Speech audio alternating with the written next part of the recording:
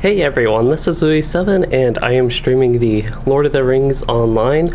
I know that the update 30 content is really exciting and I'm excited to get to that, but today is my Ken event day, so it is going to be Moria instances we are doing today. But having said that, I still plan to do some update 30 Blood of Azog content with missions scattered about. So we have almost half an hour until we probably start the Moria instances, which will be on my Lore Master. And up until that time, I still want to play with some of the classes that were updated, especially the Rune-keeper, the first one I logged in here. This is probably the class that is most noticeable with the damage buffs.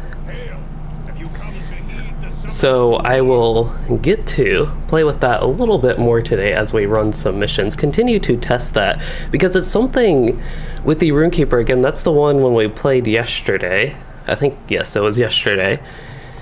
I noticed the Rune-keeper seemed to be the most changed. It was the most significant difference, it seemed like. So just want to continue testing that. I also do actually have the numbers, comparing the numbers from before the update to after the update with some of my characters. Actually, not this character, but my higher level characters on Arkenstone. Let's start with Trouble at the High Crag. Just try and do random missions. This character, I actually wouldn't mind leveling him up. He's kind of at that point in the game where I often abandoned characters, even though he did get past West Rohan and Central Gondor, which are probably two of the bigger hurdles, but it's just that point. I did not mean to spec into the blue line to do a mission, but that is okay. This one is Snow Beast and Vicious Cold. I feel like I did a mission here. I don't know if it was this one. I did this one in the beta, that much I know. But I don't think we did this one yesterday, at the very least not on this character. But yeah, so far the update 30 content isn't bad or isn't like not exciting or anything. I'm actually looking forward to getting to the questing in as Xanables are, and that's what I was initially planning today, but I forgot it was Wednesday and that this is the regular day for my Ken events. And that just happens to be Moria instances, which I still think is actually somewhat relevant to the update 30 content. Also, something looks a little bit weird. I don't know if it's the position I'm sitting in or my monitor got moved somehow, but if anything looks very off, maybe it's my chair. I almost feel like I'm rotated oddly in my chair. I think we can switch in and do stuff now, actually start targeting things. But anyway, the Moria instances are somewhat relevant, I feel like, just because that is really blinding. Not because that's really blinding, but because as Xanables are, is of course right outside Moria, there's the Fall of Khazad-dûm and all that going on. So with the Rune-keeper, I am immediately reminded, this is something I almost forgot about a little bit, but just how much of the damage is in Smoldering Wrath, and it seems even more significant after the update. Wow, didn't even get to test combustion actually. What is it? Spreads the tier of Rid of Fire. Didn't even get to test that on that enemy, which by the way, I did confirm that that is actually how combustion works. It's how I thought it worked, but the tooltip, kind of like a lot of the Warden stuff, is not really that helpful with Smoldering Wrath. Not Smoldering Wrath, that is the wrong one, Combustion. But it's nice to get back to Fire Rune-keeper. It's a class, I think I talked about this in my class favorites tier list. It's one I just haven't been much in the mood to play lately. And having an update to the class immediately makes me more interested in it again. And I was thinking about trying a low-level Rune-keeper just to get a character where I'd actually want to play the Rune-keeper.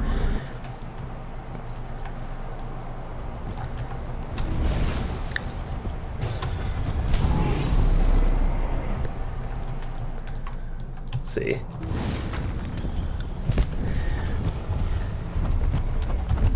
I totally lost my train of thought there, but anyway, perhaps this character I could actually get a little bit more invested into him and maybe running some stuff, compare it to how my Warden does and just some of that interesting stuff. There are possibilities. I know this character I won't really want to grind out trait points all that much. He even has some imbued allies that I'd really have to worry about. Mainly the Starlit Crystals, those are the biggest hurdle. I also did not realize we were already fighting the Giant Elite Master, which as far as I know, he might end in the middle. I don't know if you have to fight this full Elite Master, that'd be kind of odd. But it's not that I think this character can't handle it, which he clearly could. We only had to do like half the damage to him, it looks like. But it's something I just did not actually prepare for before pulling him. So this mission is in Misty Mountains. I've talked a lot about the missions being spread kind of randomly throughout northern areas, I suppose. I don't think one has gone far west as Forakel. As far as I know, I have not done one in Trollshaws or Eregion, but we've had both Ingmar and Misty Mountains missions. I don't know how these are supposed to fit into the story, if they're just present day and have you doing random things, or just going like, yeah, around these random areas with Dwarven areas, something like that, because all the missions have been in Dwarvish areas. There's, in the place in Ingmar, it was the Dwarf camp in the southeast, and of course the Misty Mountains. There with the giants in that area where there are a bunch of, I think they're actually dour hands. Claws of Gavelshother, I think that is the one that is in Ingmar. Defilers in the Dale, that's going to be in the Dimral Dale, but still I think it's the present day.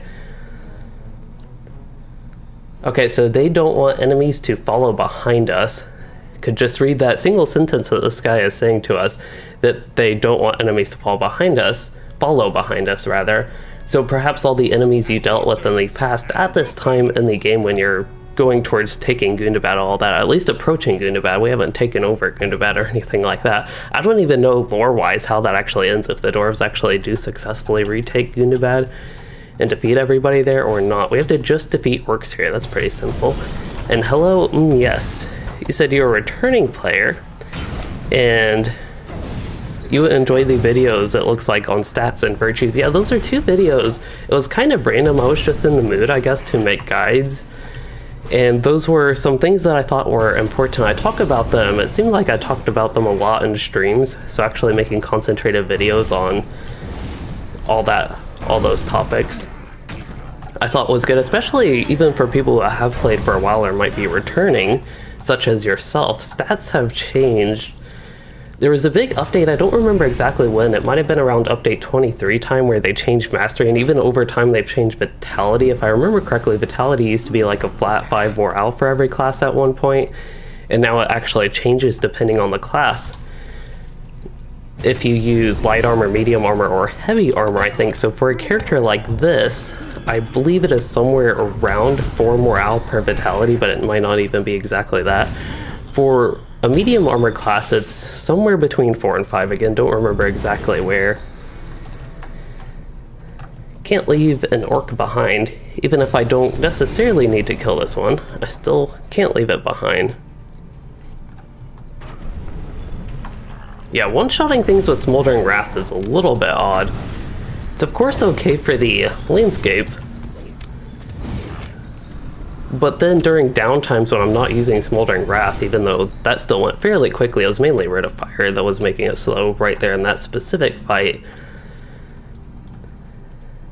It's just a lot slower during the downtime when Smoldering Wrath for a landscape is like actually a little bit too powerful. But that's the thing, you can't really bank damage from one skill onto the next. Overkilling, it's just a thing that happens sometimes.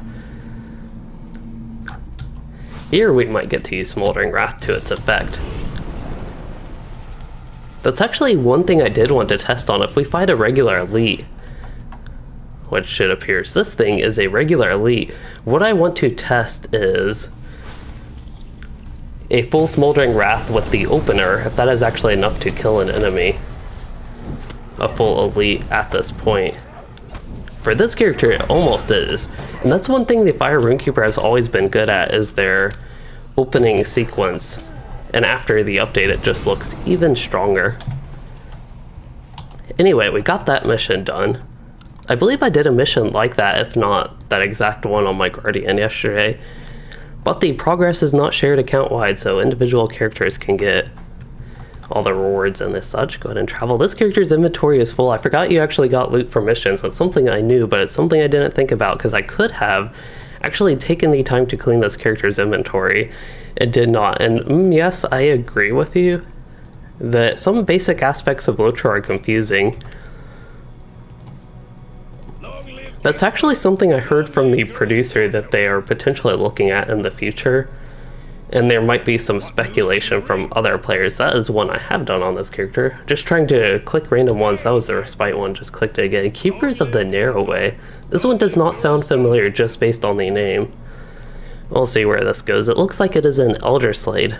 Oh, I did do this. It could have been on another character. I don't think it was this one. Thought I'd try to pay attention.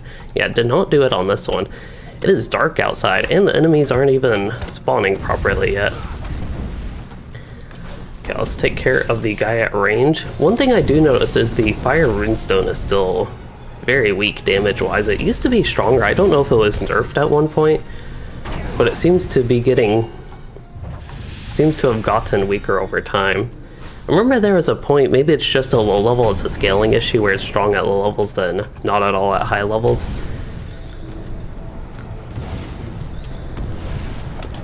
But yeah, I remember at a point it doing pretty significant damage. I don't know if it's because it's been nerfed over like updates in the past, or if it is a scaling issue and it's just been so long since I played a low level Rune-keeper.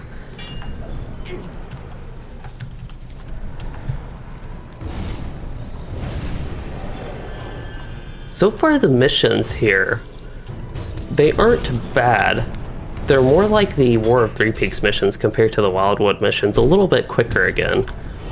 Which I am a fan of actually both slow and longer missions. Usually quicker missions like this will be better if you're just working to do dailies, which I'm not even sure this character has. I should be getting that. It looks like I am getting that, which is good. I just realized I might not have. But yeah, if we're doing the weeklies and the such, of course quicker missions are better for that. Okay, might do one mission as lightning. I know fire is the buff spec, of course, but would be interesting to compare how my experience is on lightning, if I prefer fire for landscape now or not. Due to the mobility, I feel like lightning can always be a good spec for a landscape though. Especially you can kite and deal with tough mobs that are stunnable specifically. And the main thing fire has going for it is its high damage, which, by the way, speaking of high damage, I actually did look at for my high level Rune-keeper. Scathing Mockery finally does enough damage where it is a trait that is probably frequently worth picking now, actually. It's something I'll have to actually get used to.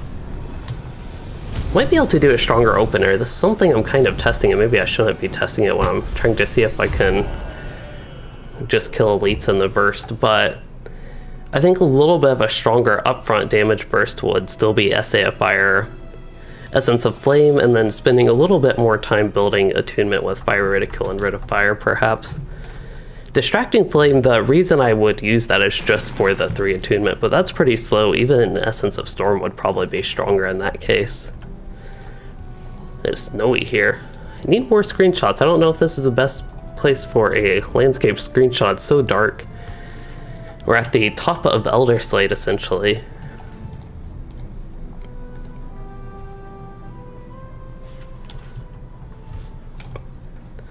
Okay, moving on. But see, I got 2 missions, maybe even 3 missions actually done pretty quick today. The one thing I'm still a little bit, I guess, disappointed in with this update is the armor just does not look good at all, essentially. Level 130 gloves could be okay. Actually, I didn't pay too much attention to the 130 loot. Yeah, the gloves, even potentially the bracers, especially if you're a tank.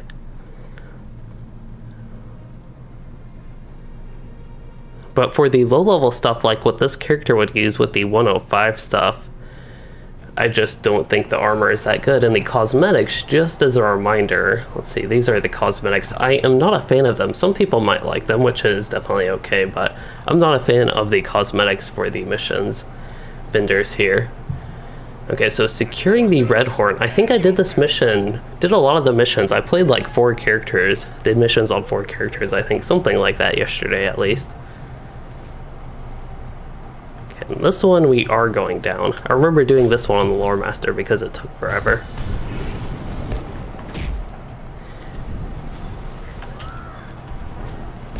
Which we will get to the Lore Master, of course, later today. That'll be the main feature.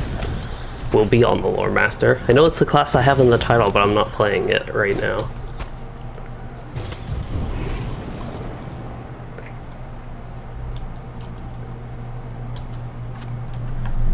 for this character, since his imbued ally is still pretty early in his development, I wonder if I have enough imbued legacy replacement scrolls on this server where I could actually comfortably just switch it over to a fire runestone from lightning, or if I will have to build another first stage LI.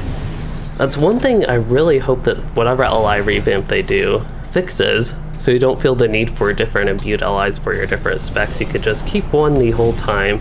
Another concern with the imbued LI revamp, how they could improve the system, is discourage, I suppose, legendary item swapping, kind of weapon swapping. Weapon swapping, a thing in general I'm not a fan of, but specifically with imbued allies and non-imbued allies, certain legacies are so powerful you'll want to swap to a weapon for a specific skill if you have a specific legacy for it. And I'd hope that the new system fixes that issue, if you consider it an issue kind of like I do. This is still floating. It wasn't just floating for my lore master, it's also floating for this character. Hello, Andrew. You said there are some nice trigger essences for barter, and yes, I did see those. That's the most exciting reward, which to me is disappointing that essences are the most exciting reward from the new reputation. I was just hoping for more cosmetics. It seems like every update, every new zone, every thing like that, we get new cosmetics, new cosmetic armor sets, and I did not see any, at least. I could have missed that, but I did not see any cosmetic sets from any of the new stuff in Update 30. Which I was hoping to get. I will say, cosmetic-wise though, I did finally get my Lore Master updated cosmetics, and there might be something else we can change with my Lore Master after we finish some of these missions on my Rune-keeper.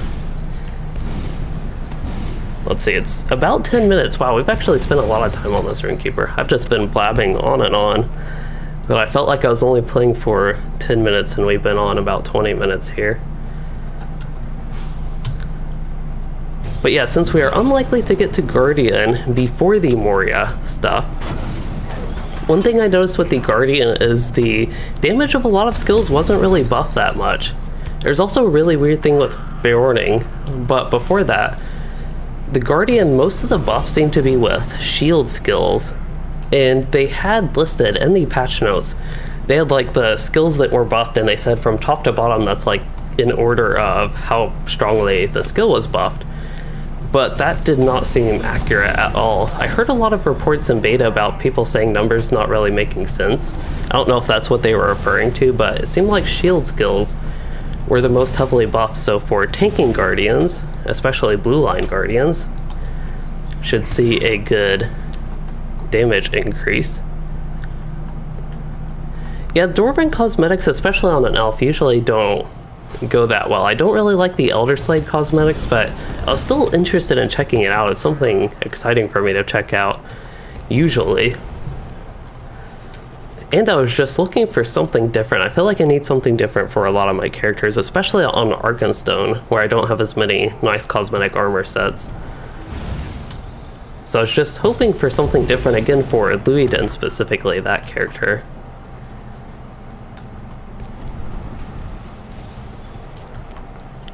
I meant to switch to Yellow Line, but I'm actually having a lot of fun with Fire here. Plowing through things when Smoldering Wrath is off cooldown. Even this skill, the Lightning skill Essence of Storm, got a good crit there, but we can go ahead and switch. I do want to just give Lightning a little bit of a shot, see how it goes. That was a really big Devastate. And perhaps Landscape would actually be the best way. This is actually a situation right here where I feel like Lightning is a little bit better, because I can do all that quick AoE damage. The red line, of course, has AoE damage, but it takes time to build up, which isn't always the best when you just plow through landscape content anyway. There's a level 60 orc. I actually saw somebody that was almost 100k crit. I don't know how high this character has gotten crits, but it's always exciting for me as characters level up, just seeing their crits go up and trying to get big numbers. That was close to 100k. A little bit close, at least.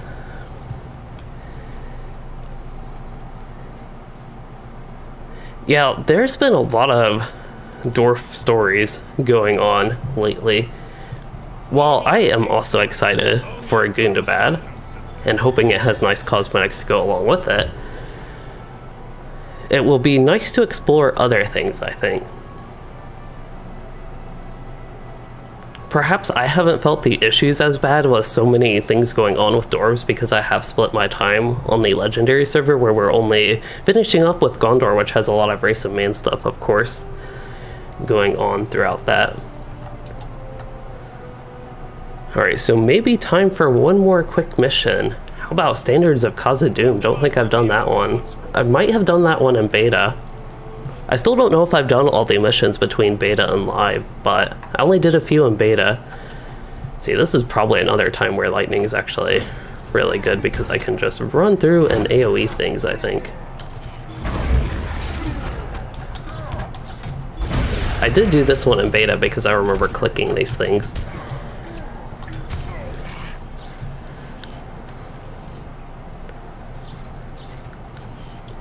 They really like you placing banners in this game, and it looks like today we're placing them right through the chest of these orcs.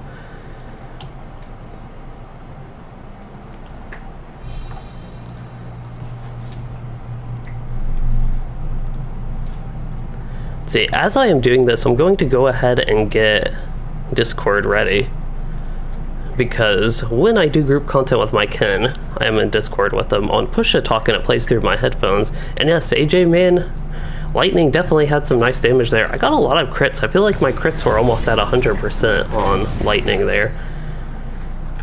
I recently did that guide on stats and crit versus mastery, and the Yell Line Rune-keeper is an example of a class or a spec that heavily prefers crits compared to other classes. Something like the Red Line, critical rating and crit damage and the such are probably a little bit less important than mastery relative to the Yell Line. I'd actually be curious to check that. Of all the classes I tested, I did not actually get to Rune-keeper because I haven't been that interested in the class or specifically my Rune-keeper characters. That was a really bad move.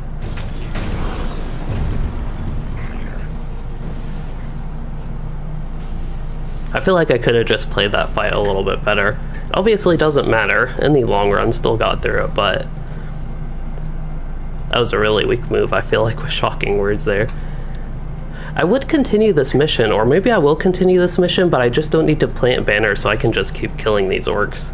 Don't have to worry about planting the banners on them. Got some sort of strong hit on that. Looks like I got almost a 36k devastate.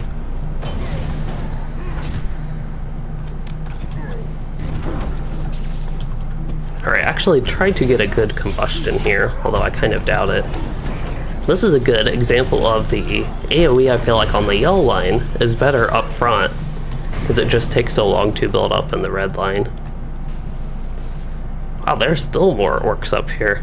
We have time to get them. Might as well go ahead and get them.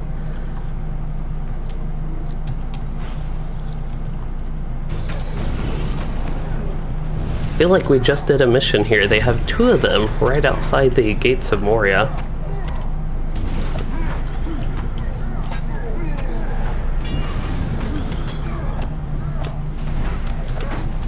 Yeah, something like a single Rid of Fire on a faraway enemy like that is probably not that good. I feel like I'm overusing Rid of Fire, and I feel like the reason I like to use Rid of Fire in those situations is because of the short induction, but I'm not sure that is the best play there. For a quick attack, Fire Ridicule is probably one of my better options. And that even AoEs. Rid of Fire is just a single target. Alright. I don't know what the issue was there, but that time I was able to turn in, and so it's probably time to switch to my Lore Master and switch to the main chunk of this stream, which is the Moria instances. I really like the Moria instances, but I've done them a lot on my Beorning lately. Whenever we've done them, as you'll have seen if you've watched those streams, is I always do them on my Beorning, and I'm always tanking on my Beorning. So today, I have my Lore Master in that perfect level range at level 59, and I could have showed my talents, but I am no longer on that character, unfortunately. I can almost chart out my traits, though, on the Red Line Rune-keeper. Actually, it's a little bit harder compared to other classes, but I get most of the traits. I feel like there are a few that I skip. So there are a couple defensive ones in the middle at that level that I skip. Yeah, the stream delay is not as long as it used to be, but it's still long. I turned it onto low latency from normal latency, and it's definitely helped, but it's still a little bit long. So this is the new cosmetic I have for this Lore Master. I crafted it on my Rune-keeper. I am in between liking it and disliking it, to be honest. The main part that I would dislike is the bottom of the robes, probably just because I'm not used to using robes. It's been a long time since I've used robes on a character. So there's some weird clipping going on when you run around, basically. And that is basically what feels a little bit weird. I'm also not used to my back being this, like, naked looking, I guess. I have a weapon there, but I'm used to carrying backpacks or, like, the Warden Javelin pack, having a bunch of those on the back, but don't have that for this character. Anyway, I'm going to go ahead and connect with my kin on Discord. Hello.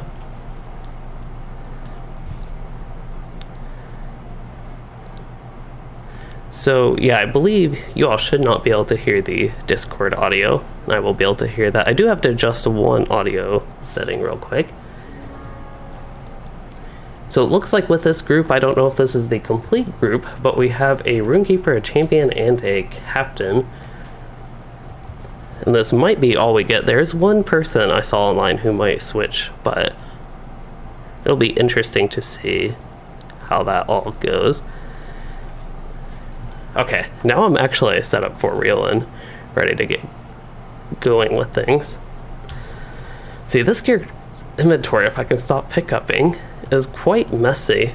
Ooh, this staff might be better than the one I have. This is level 59 staff. Somebody was asking about replacing like a level 60 first age with a level 65 third age, I think. And this would be a test of a 55 second age with a 59 third age, if I can find what I'm doing. Go ahead and use the subscribers jug.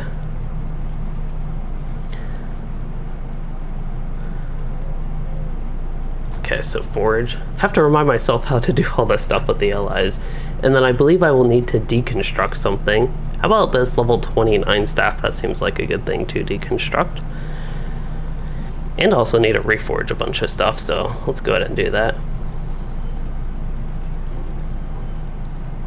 With Lore Master, their damage was hardly buffed at all, it seems like. Something that was really hard for me to tell in the gameplay we did yesterday. And I think that's because when actually looking at the numbers, they're barely different.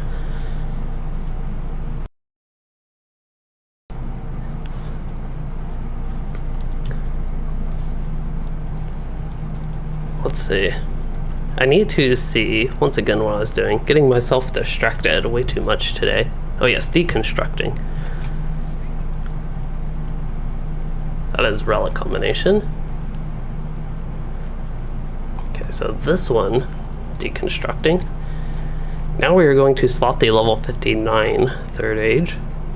It should be here somewhere. There it is. And what we want to see is if I can get this to be better than my level 55 second age, and I can by quite a bit. It's about 30% better than the maximum tactical damage that my second age staff can get. So I'm going to apply all my heritage runes to the new staff, which is the bottom one right there. Now it will be the slightly leveled one, still the bottom staff though. And this will get rid of all my heritage runes, which are just taking up space in the inventory. I of course don't want to waste them, so let's go ahead and reforge. Probably sticky gourd based damage. I like playing a DPS Lore Master.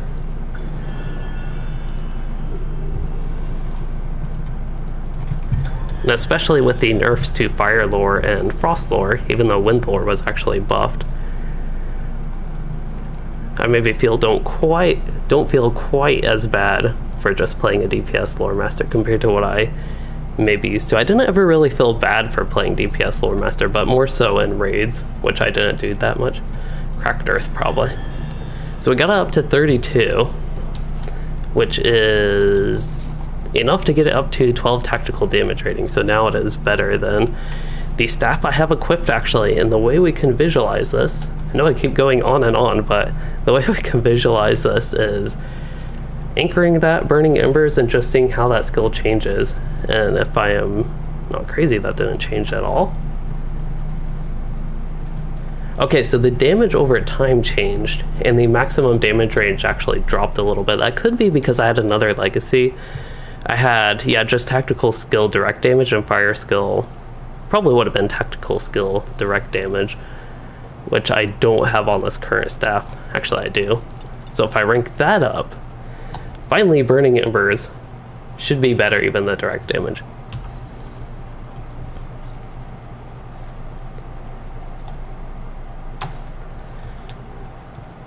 Okay, so I believe we are about to get started with this. One more person is actually switching. But yeah, that's basically the method. I know it was yesterday people were asking about that, but basically the method I use to see when I want to upgrade my legendary item, and it seems in general, just when you get a higher level one, it's usually better, even comparing second age, third age, first age, all that stuff. And it looks like I need to repair.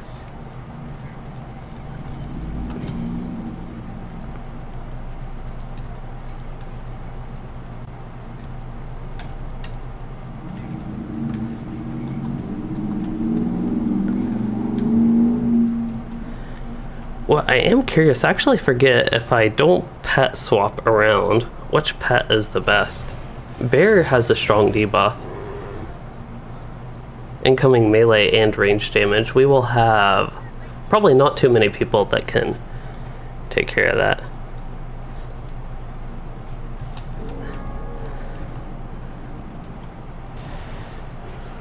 And then for the Bog Guardian, they have ranged critical damage for their main debuff. I don't think either of the cats have that good debuffs. And then we have two Rune-keepers. They might be able to take advantage of the fire mitigation debuff. The Raven also has mischance and minus range damage. So I'm thinking right now perhaps the Raven. I think somebody's game crashed. This is the thing, these can sometimes take a little while to get started as people get settled in. So while we're waiting, so we're not just spinning around in Bree, one thing I want to do to this character is take him to the barber, because I think I was trying something a little bit different when I made him maybe, but I don't really like his hair. So I feel like it could use a little bit of a change. Unfortunately, there is a barber right here in the Prancing Pony.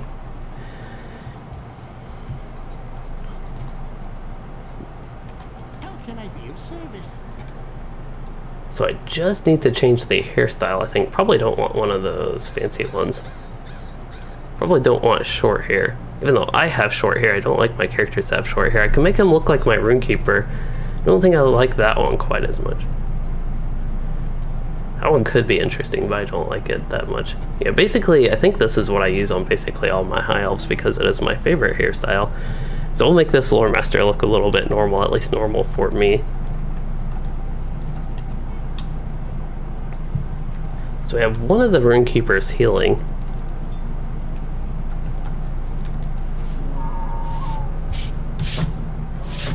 Hopefully that's not too loud, but I just need to have some tiny little crumbs or something on my desk here. Okay, so the other thing I was going to do while waiting, I can't really do this while in a group, but just get this character set up for missions, because at some point we'll probably take a break, and that will be a good time for me to get some solo lore master gameplay in doing missions. The other thing, I guess, other than the missions actually, which could be better to do right now, is actually go outside of Moria. It looks like my return to skill is still the 21st Hall, but just explore the Dimrill Dale a little bit since it is now live in the game, see what actually made it through. There are some tiny bit of weird things in the beta, but perhaps it was all intended. So I'm actually more excited to do that, even though we're right at the mission recruiter. And we're actually starting the instance, so maybe I'll stay here and save that for when the time comes.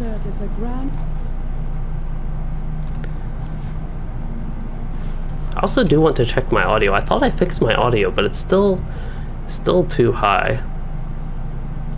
Okay, hopefully that actually saves this time.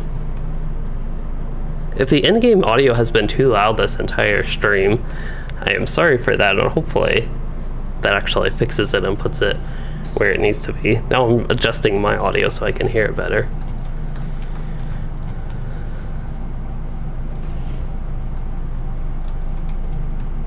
Maybe we actually weren't ready, so I might still go to Karis Galadin.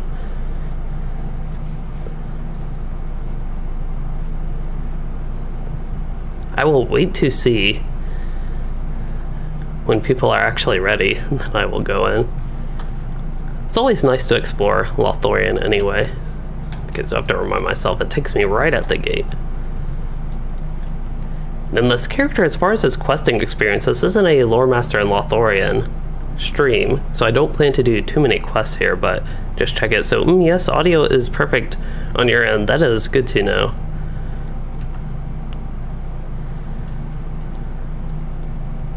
This character has done one mission this week. I thought I did more than one mission on the Lore Master, but maybe because it was that really long mission, that's all I ended up doing yesterday. And I'm kind of reminding myself that is what happened. Which, by the way, I have not talked about Beorning yet. Where do I want to go? Wow, this map looks so different. Maybe we can go first to this area, Ekad and Istil. Wow. By the way, I'm outside the instance. Can you let me know when everybody's actually in? Okay, I'm exploring the new Dimril Dale area.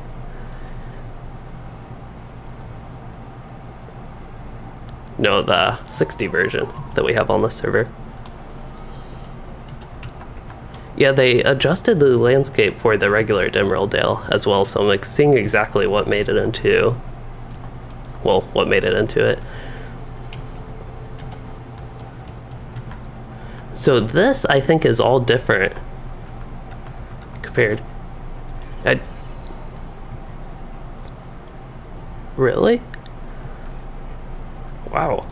Apparently you can go to the level 130 version on this server. Wait, we gotta try to get a raid for that or something. That would be interesting to see. I feel like all the 130 mobs with the huge stat scaling would one-shot all the 105s, but at some low-level ranges, killing things quite a bit above your level, even 10 levels above you, as long as you eventually land hits, even though they'll deflect most of the attacks, it's sometimes possible. All this, I think, is as it was in the game before. There is a path. I think it's actually on this side.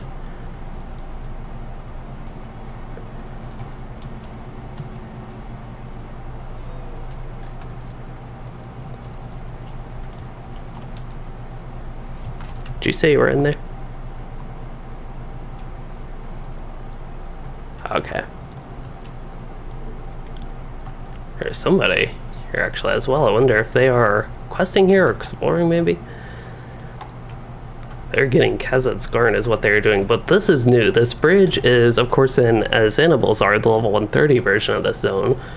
But this is also new in the Dimril Dale. I know for sure, even though that part I think is new. I'm not 100% sure. But this is new. I don't think, AJ man, you were talking about it looks like a fun zone to try next, and I agree with that, but I don't think there's any new quests with this update in the regular Dimril Dale, just some changes in the landscape and some enemies spread throughout their staircases a little bit.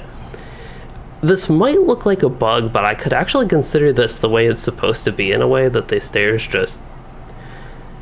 that particular part, there's a dip in the landscape, so the stairs just don't go there, from it being like an old thing. I don't know. That's just a way to try to rationalize something that is probably unintended, though. But yeah, I find Lothlorien, especially the Dimril Dale, the part I am in, to be very fun to quest in, and fun to explore so far. I wonder how far we can go over here. What's over here? I know I did a little bit of this in the beta, but I honestly didn't spend too much time. I was kind of at the end of my beta stream. So here we can just get to the mirror. See up north. Okay, I'm going to go ahead and join the instance. I think everybody is in it. Oh, I made it just in time. Everybody was starting to run away. But yeah, Lothlorien is a fun zone to me, especially the first part. I have a lot of fun in the Dimril Dale. I'm still going through Lothorian. It's been a while since I've done a full playthrough with that, so I'm kind of testing that on this character to see, have an updated thought on the entire zone, especially the Lorien part of Lothorian. I might have missed one of the scrolls, or maybe not. I actually made it for all the buffs. Now I forget what this character, I don't even know what pet I have out. We looked through the pets, and what I'm thinking with this group is we have 2 champions, and we have a hunter. I would guess that the bear is actually the best pet. I don't know if one of the champions are in the tank spec or not, but I could just turn the taunt off. His name is Barry. I think his name is Barry to kind of rhyme with Louis. Not really too much of a rhyme, just ends in Y for both of those. I have so many level 60 second age lore master books, but that's basically from all the stuff I did on my Beorning. For some reason a lot of those dropped, and that is just what got funneled to this character.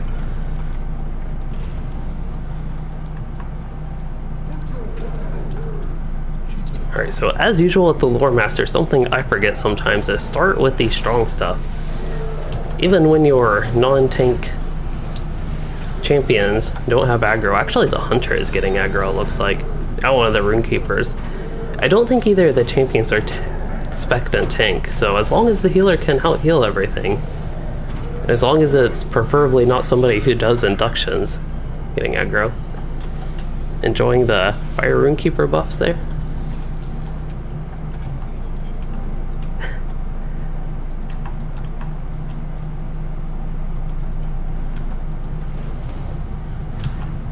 I wonder if he is doing, you of course can't tell, there's no like DPS plugins in LOTRO compared to something like Recounter Details and WoW, where you can see the damage of your group, but sometimes it would be interesting just to see how much damage they are doing relative to the rest of the group. I would guess I'm not doing that much damage. I know Lore Master is a little bit slow with the damage, and even by the time they build everything up, still of course lower than most of the other classes. Uh-oh. I'm too used to just running through that. I am probably going to do stuff like that throughout this because I'm too used to tanking it on my Beorning.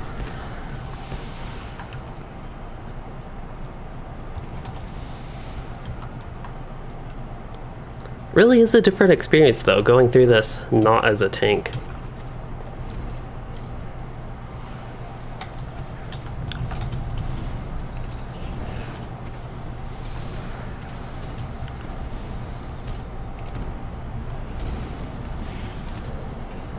It's also been a really long time since I've played the Lore Master in a group. Things are dying fast where I feel like I can't fully utilize like Burning Embers and get a bunch of dots off that and Gust of Wind, but maybe on the boss fights we can try that a little bit more.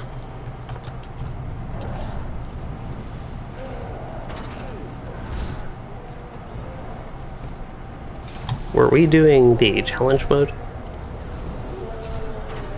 Okay. Sounds like we are doing the challenge mode, so for anybody unfamiliar, how the challenge mode in this works is you actually skip the first boss, you go straight to the second boss, and then you go straight to the last boss and skip all the other side bosses.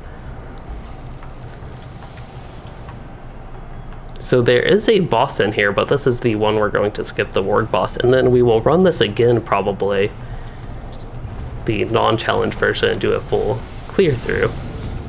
And I believe for anybody also perhaps doing the quests for the instances in Moria, I believe you can get all the Grand Stair quests done by running it twice, once with the challenge and once as a regular full clear. I have a corruption removal. I know it's not the best thing with Lore Masters, that's actually also a long induction, but it is something I have. As far as I know, Beornings have, especially Redline Beornings, have one of the strongest corruption removals. It removes 3 corruptions. It actually does increase damage per corruption it removes. If you have the trait, I usually put a single trait in that in the Redline since there's nothing else that's really good, even if I don't use that skill that much.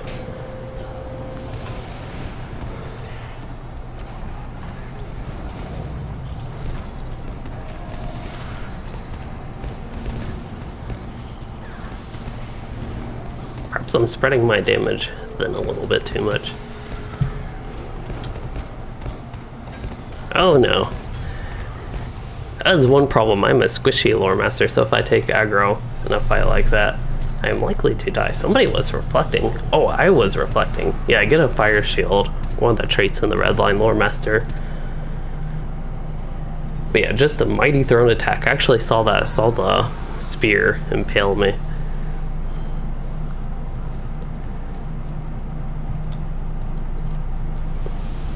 Wow, Hobbit res us now?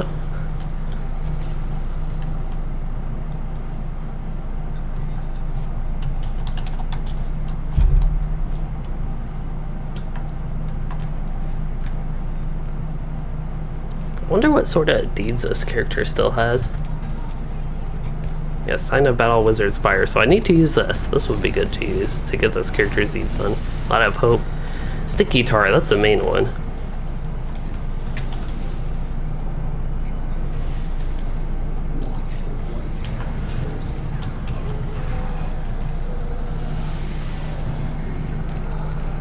See, this is a situation where it actually is dangerous for me to use Lightning Storm since we don't have a proper tank in the group, but hopefully I can get healed and just don't take enough damage.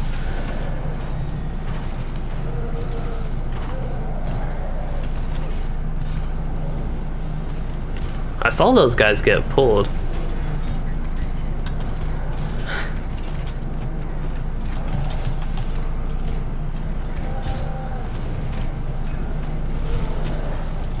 Isn't it fun?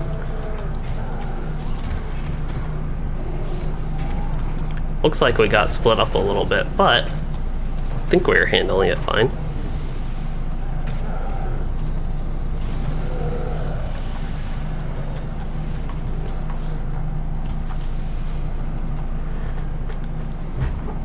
I don't know in the Fall of Khazad-dûm if we see any characters that we see in a lot of Moria. There is, of course, Durian's Bane as the boss, but I have not done the raid yet, so I don't know if there are any like ads or anything or any significant characters otherwise in the raid or not. I'm guessing that is too far back in time for a lot of the characters, but I don't actually really know.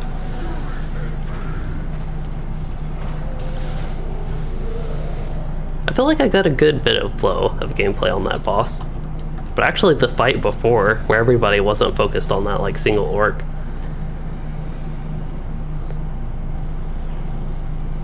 I actually wonder, some of this gear could be useful for this character because he, unlike my Beorning, didn't really do these instances that much.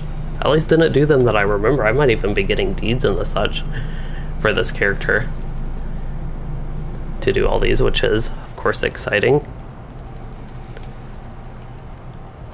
Okay, I believe I looted both of those. So now we go straight to the last boss. Oh, I accidentally rolled on the axe. Uh-oh. I think a couple of people looked like they wanted that.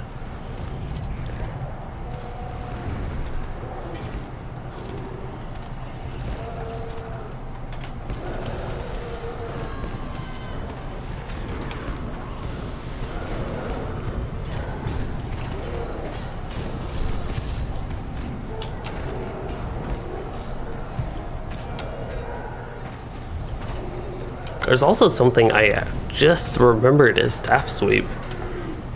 Get reminded of all these little intricacies of the classes, but Staff Sweep is something I've not always been good about using. There is something somewhere about that.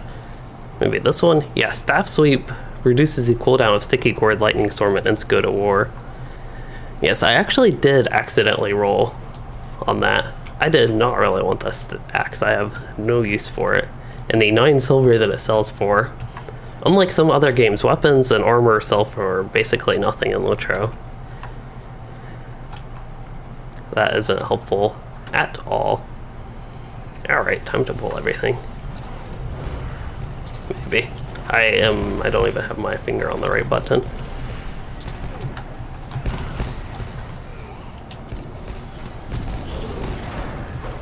Thanks.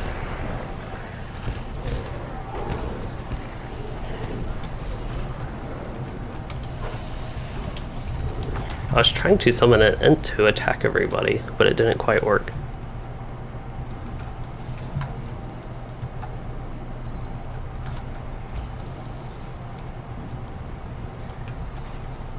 Yep, actually a hunter did roll on that weapon, but that is true. And WoW, all weapons are hunter weapons.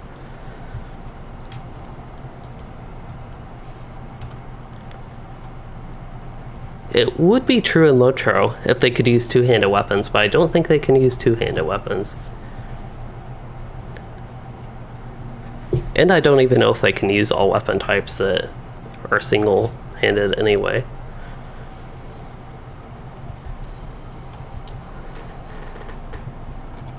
So the reason we went that way to kill the orgs is mainly for Slayer deeds. So there are a lot of Slayer deeds if I go to the right tab, Mines of Moria. There are a lot of Slayer deeds in the such. Wow, you actually get, for all the villains, you get 2,000 Virtue XP. I did not know that. I know the Moria instances give tons of Virtue XP, but I didn't even know for the bosses. That's a lot of LOTRO points in the such. I feel like that's one reason they stopped doing these deeds for instances, is because they were just too rewarding. Especially in terms of LOTRO points. Of course, deeds don't have to give LOTRO points, but I feel like there used to just be more exciting deeds for instances, especially thinking like the Moria and even Angmar instances. There are tons of deeds for them. And they give Virtue XP, I feel like, is a big thing that I feel like is missing from a lot of newer things. If I remember correctly, Minas Morgul might have had some stuff like that, but it did not seem like as much as the Moria stuff. I'm taking a lot of damage here. I really want to use Lightning Storm though, so might get myself killed, but it'll all be worth it if I get that Lightning Storm off. Okay, I'm going to go ahead and use my Save Myself skill.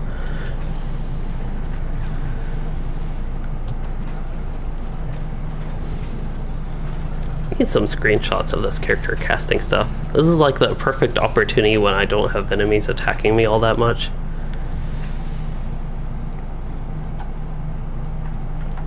I always try to get good action screenshots to put in thumbnails and the such, and this really is like the perfect opportunity. Oh, our champion. One of our champions went down. I was going to go around here to line them all up for Enskoda War. Maybe it wasn't the best idea. Got interrupted. Somebody was immune to the stun though.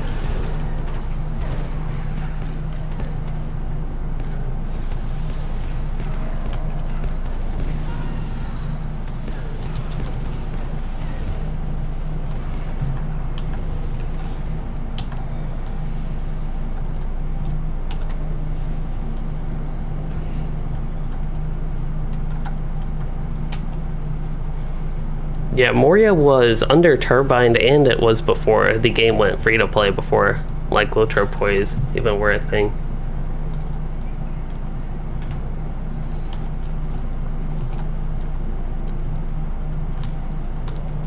And I believe back in the day they gave specific virtues instead of generic Virtue XP. That is, of course, the Virtue update wasn't until update 24, way after this, and way after there were many instance clusters and updates and the such.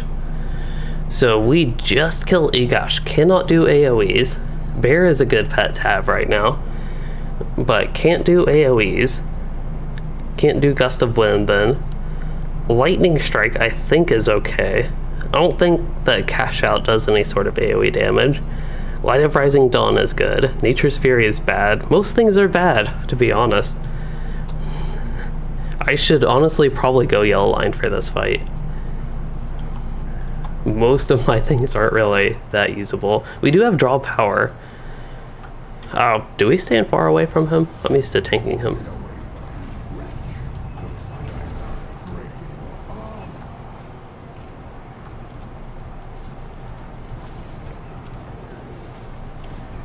And so, do we kill the regular ads?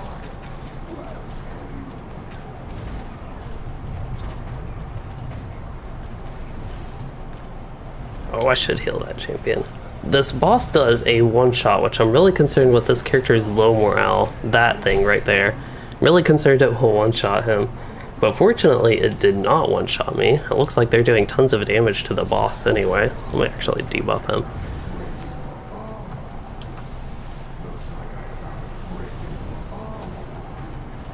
I don't play Yellow Line Lore Master or play support on it all that much, so I don't even know what all the debuffs do.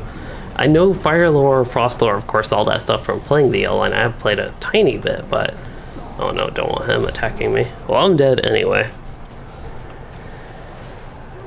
So the Virtue XP revamp was update 24, so it was in the last 5 years. That was when the legendary servers went to Mirkwood, so June-ish, April to June-ish maybe, 2019, 2 years ago. Perhaps even almost on this day, but probably a little bit earlier than that. But yeah, for that boss fight, it'd probably be better if I was in the Yellow Line, even with the nerfs to Fire, Frost Lore, all that stuff.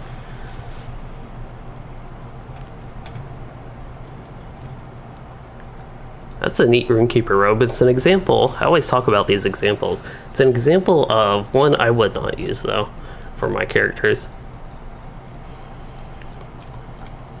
A lot of treasure. That's what you get for doing the challenge and not killing the... We were focusing on the boss. I haven't talked too much about the content, but we were focusing on the boss.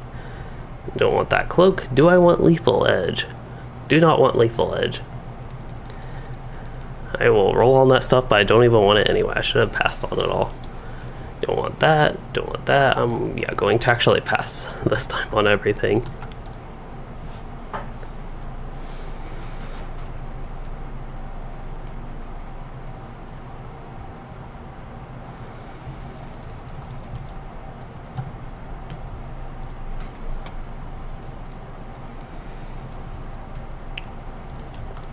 So it looks like I looted everything. The benefit of looting every chest, even if I don't want the things in there, and it all goes to group loot, is there is something you can get.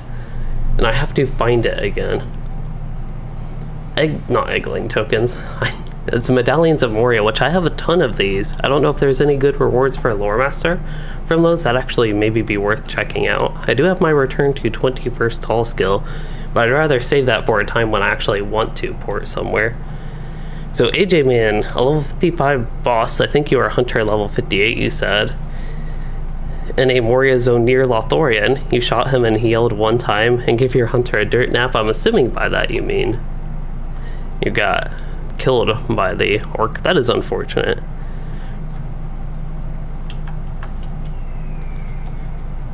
So continuing to explore the Nanduhurian, which is, I believe, the Elvish name for this area, the Dimril Dale. There is a hawk wanting to attack me, at least threatening. Wow, his, he can get some feathers. I have to watch this.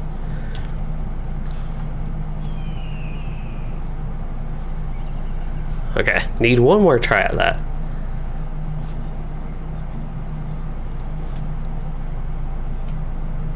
Oh no, he moved. Okay, now that we got his attention again. Going to hide my webcam briefly.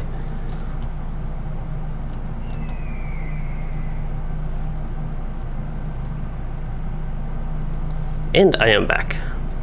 Okay, I just wanted to get a recording of that. Maybe make it into a GIF.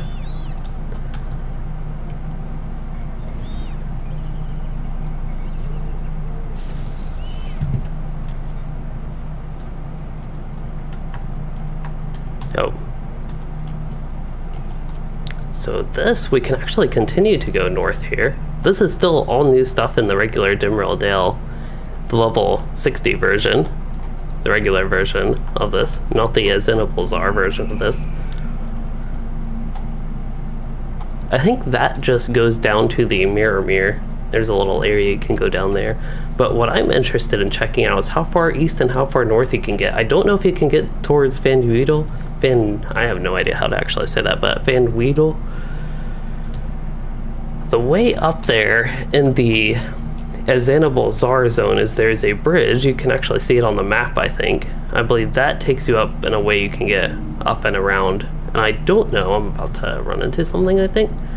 I don't know if you can get there in this version of the zone or not. Looks like there's a waterfall up there. And can't really get up that mountain. Let's go ahead and travel.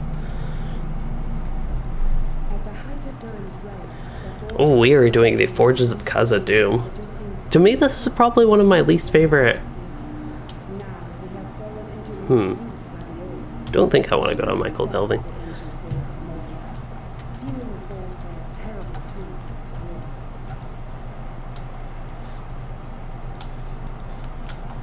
Let's see, while we're waiting for people again, I'm going to go ahead and go out and explore.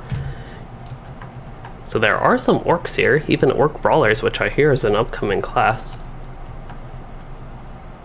Oh, what happened?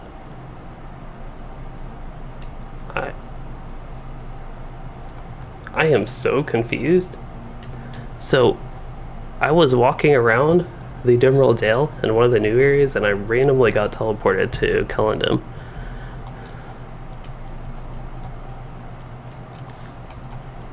It didn't even give me like the message that we're not allowed there.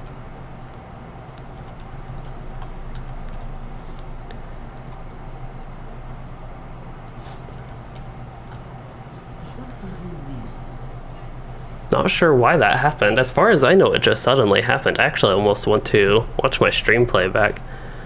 Okay, so I was just walking around the area. I went in the Forges of Khazad-dûm, left the Forges of Khazad-dûm, and yeah, I was walking.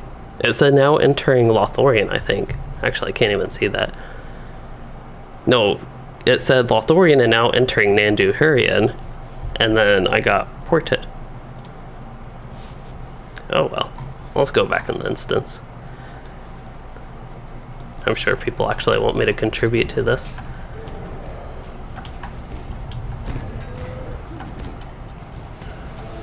Oh, I dazed the wrong one. I could have dazed the skirmisher in the back.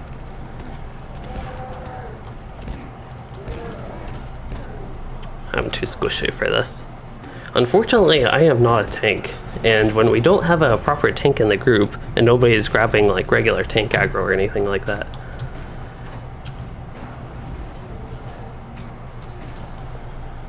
Then squishy people like lore masters can die really quickly. I did have my bear out. The point of the bear was not to tank or take aggro. It was actually more so for the debuffs.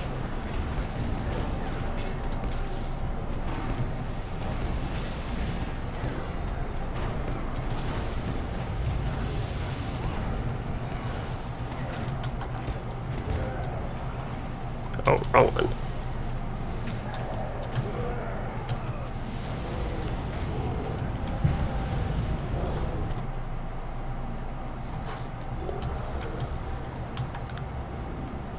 Okay, I think we are back on track.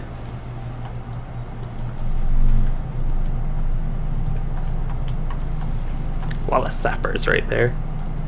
Sounds perfect for a lightning storm. Whoa, that was actually scary close.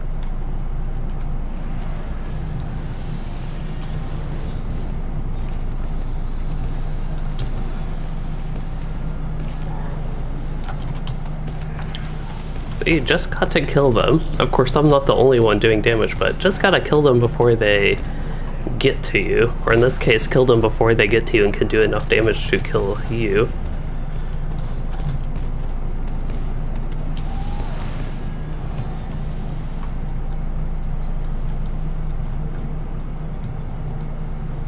Oh, somebody, one of the Rune-keepers actually isn't even in this instance. With all those explosions going on, we did not have a DPS Rune-keeper contributing. This Rune-keeper, the one that is present, who looks like a nice explorer, kind of like my Rune-keeper, but a little bit different way. They are healing. The other Rune-keeper, the one that wasn't here, was fire, but I believe they are now getting in. Alright, a lot more AoE explosions for me.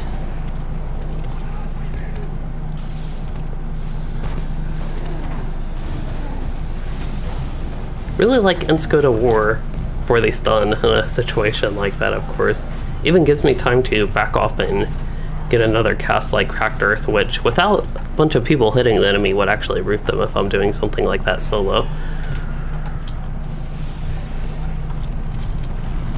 That is the debuff. I see this coming up sometimes, but that is why I do have the bear pet out, to actually show that debuff, which with 2 champions and a hunter, I figure that's the debuff that can be taken most advantage of all the pets that I have.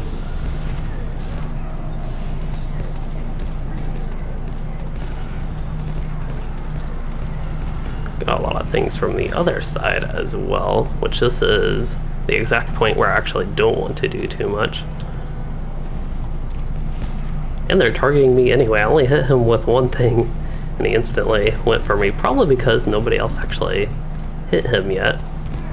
But I think we are handling it just fine so far.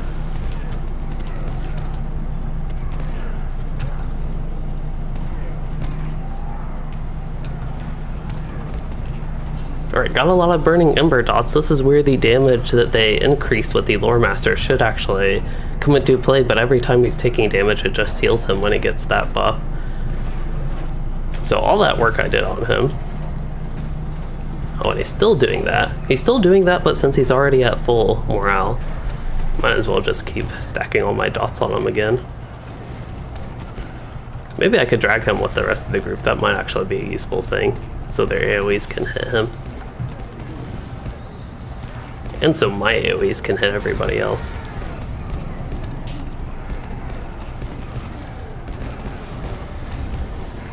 This will be interesting on the boss fight since we don't have a solid tank. Usually, not the next boss fight, but the second boss fight. What I consider the big boss fight is actually the second boss fight. That one, sometimes even having 2 tanks can be useful. So it'll be interesting to see how it goes with 0 tanks and a bunch of squishies. And also compared to my Beorning, of course I'm not a heavy armored tank built character, but I don't think my armor, actually my armor is better than I thought it was. I didn't realize I had the good level 58 crafted armor, I forgot I made that. But even my jewelry and things like that, as far as I know, is not quite the best, even though I have some defensive stuff. I'm giving bad examples. The necklace is a good example of something that's not good.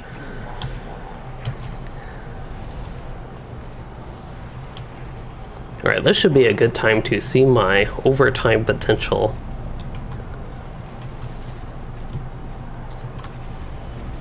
There's all those ads, but I don't have Lightning Storm. I just use some of my AoEs just to do damage to the boss. Okay, Cracked Earth, which I think only hit a single enemy, even though there are a bunch of ads that just missed them.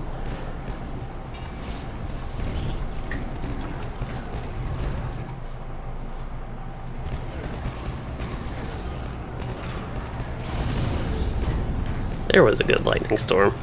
One of our DPS champions went down.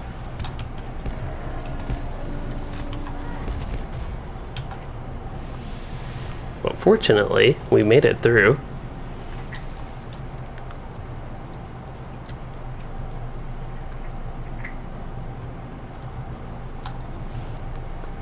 So, do we have a plan for the second boss?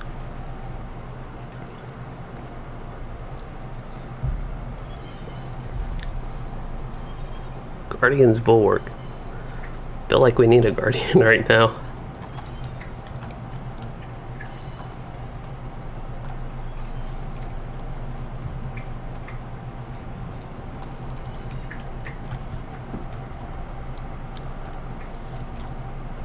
Right.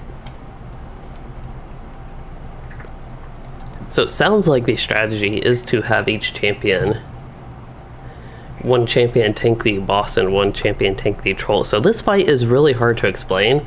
I would like to explain the fight, give you all an idea for people that haven't done this instance, an idea of what's going on.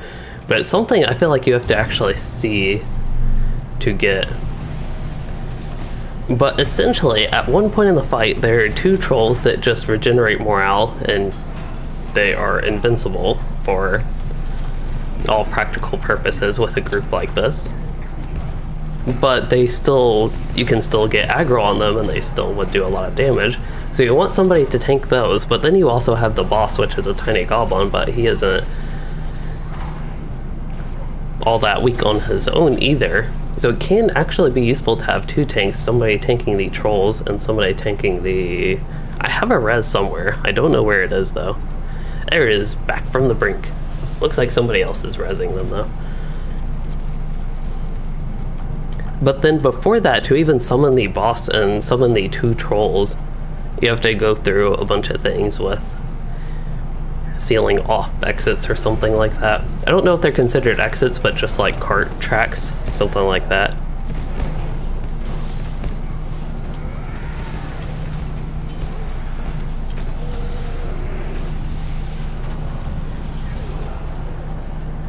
So random vids, you said you aren't trying to promote, but you're wondering if anyone here, trains Lore Master? I don't know if anyone here does train Lore Master. If you're looking to like improve your Lore Master skills, I usually don't play support. That would be the main role of Lore Master. If you're looking for like actual high tier rating, which I'm guessing is why you might want to. I don't know if that's the case. But that seems like in MMOs, it's either PvP or high-end rating that people usually care that much actually about improving. It could be for solo gameplay though, for all I know. But anyway, that is not the point. I don't know if there is anyone here, but I can try to help, even though I don't play the yellow line, what I can.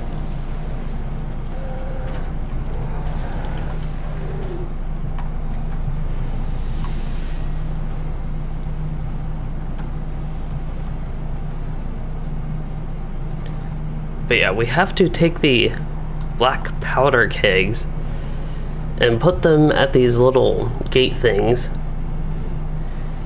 And when you do that, it will collapse the ceiling, I think is the way it works. And then you have to get out of there. But you can only do that either after a troll comes out or before a troll goes in, something like that. Or after a troll goes in or after a troll goes out, something like that. I forget exactly. Hello, Shiniro. Things are going well. Again, as far as today goes, if anybody wasn't here at the beginning, the Update 30 content is really exciting to me and all that, but tonight just happens to be a kin night for running Moria instances is what it is this week, so almost jumped over him. So while I am excited to do the Update 30 stuff, it is not quite what we are doing today.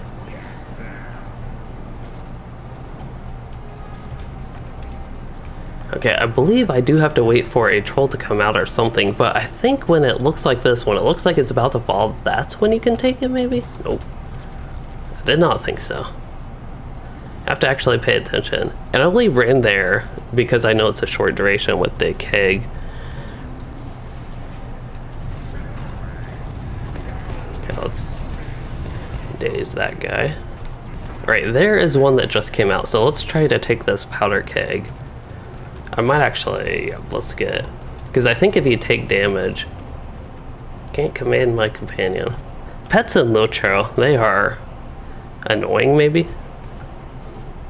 They don't function all that well, I guess. Apparently I dropped the keg. I don't know if the duration ran out. I didn't think it did, but I wasn't paying any attention to that anymore. And it's probably too late to go to that one spot I just went. A sapper is coming out, but I don't know if I can go there. Hello, Lewis Ryder. Looks like a hobbit is taking that one. But he did get that one. Looks like that one's already closed off. Okay, this one, if we can drop this one.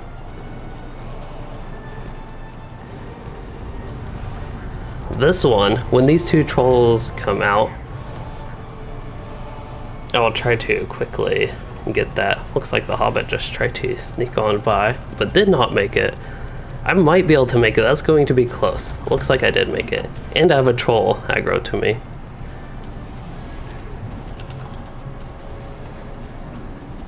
Okay. I have 1 troll dazed on the east side.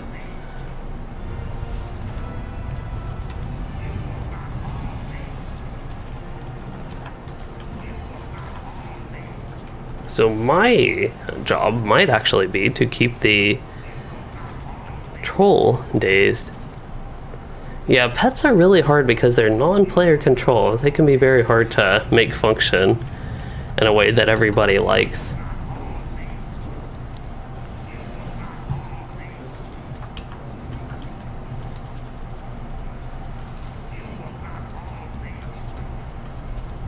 Oh, I thought I already got that one. That's really weird.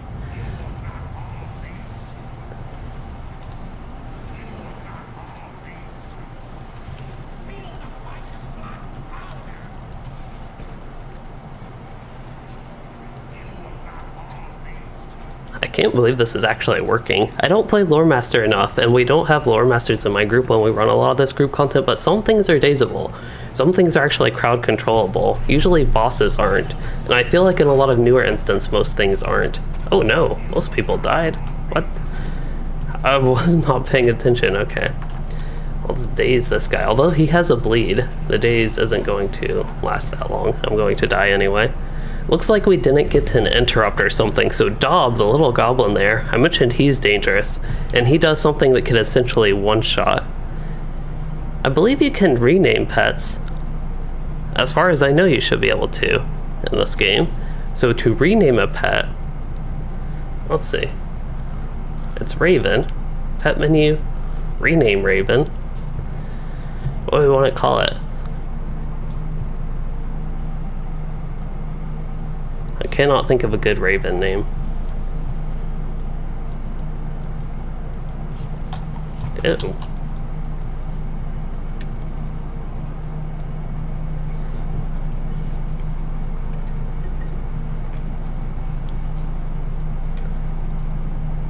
Would it be helpful for me again to keep one troll dazed if I can get it off to the side? Okay. I'll try to pay attention. If it always comes out, one of them always comes out the east, I can stay looking there. Oh, other pets, not like, okay, I got you. Pillow stuffing? Maybe. Why do I even have the Raven out? I don't want the Raven. I honestly don't know how I got the Raven out. Probably summoned it on accident. Or we're talking about renaming pets, maybe that's why. But yeah, companions, things like that, you can even, I think you actually can. I'm about to say the wrong thing again, but I think you can see the name of them if you do like floaty names. You can't target them as far as I know. But yeah, it would be nice if you could rename those just to have more customization, of course. Make them feel a little bit more special, like there's Faroth, which is a dog, a hound, that I know I got my Warden and my other characters on Arkenstone got it. But then everybody just has Faroth and it's the same Faroth. You can't give it your own unique name, like if you wanted to name it Nearoth instead.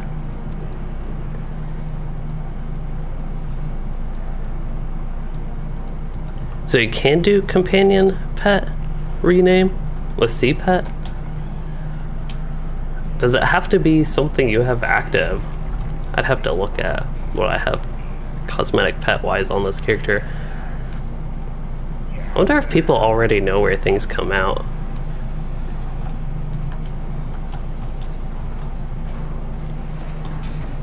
One thing I can do is lightning storm that for some reason.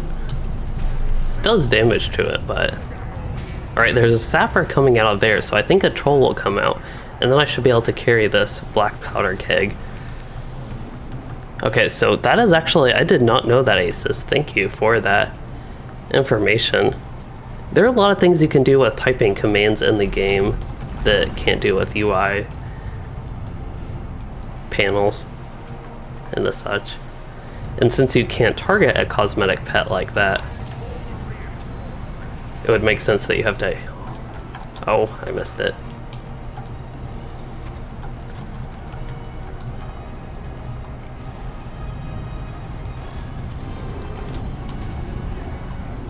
Okay, if y'all leave this one alone, I could daze it, maybe.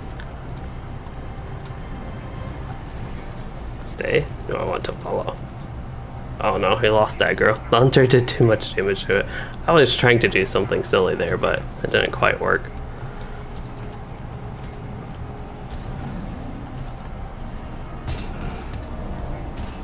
Alright, give them a brief little pause. So the goblin should come out at some point. I don't know exactly where it comes out, but I think we're going to try to tank the goblin here.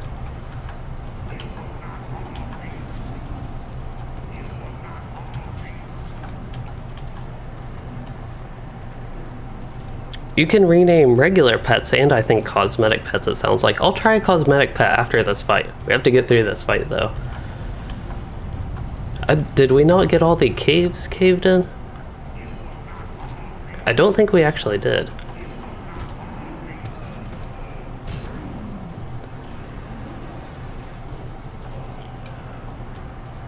Are we ready? Okay.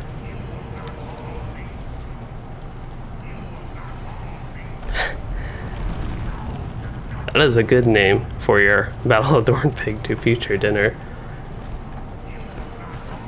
Okay, so here is the boss. He is in a good spot for me to do some good Lore Master DPS. I should probably be a little bit more useful and put some debuffs. I don't remember what all my debuffs do again, but there's a couple that might help that I have on the red line.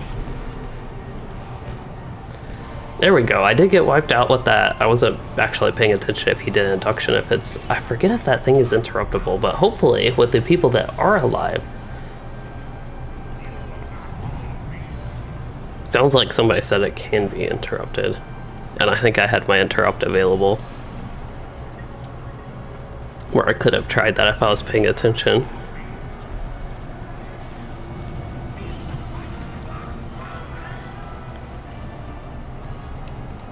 I find it kind of interesting going originally from World of Warcraft to Lord of the Rings Online.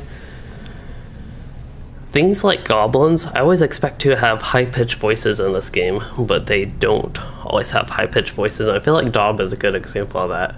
Some of them sound like really deep voices, actually.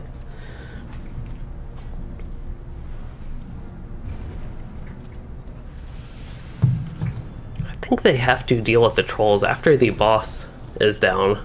I don't believe they are essentially invincible anymore. If I remember correctly, even if you kill a troll, it comes back, but maybe that's not the case. A bunch of loot that I don't care about for this character. I saw really high stats on that, but it's a bunch of secondary stats that aren't really that great for. Yeah, the deeper voices of Goblin, not saying that as a bad thing, but it's just something I feel like is kind of odd.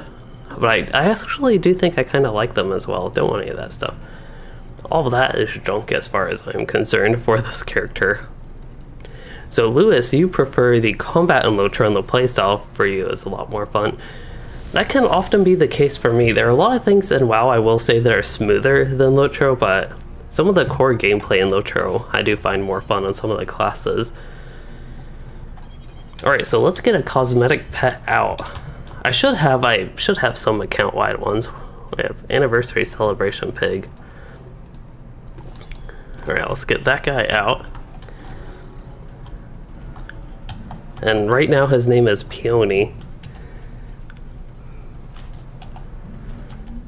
See pet, rename.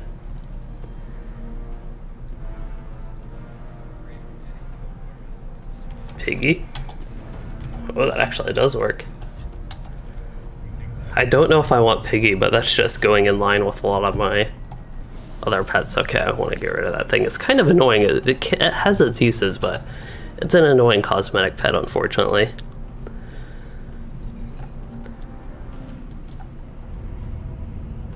Yeah, the goblins in WoW, they're pretty nice. And it is easier to take them serious, but I think I have it so ingrained in me that I can't take goblins in something like WoW serious. So I have it so ingrained in me that goblins just aren't serious, and then it's really weird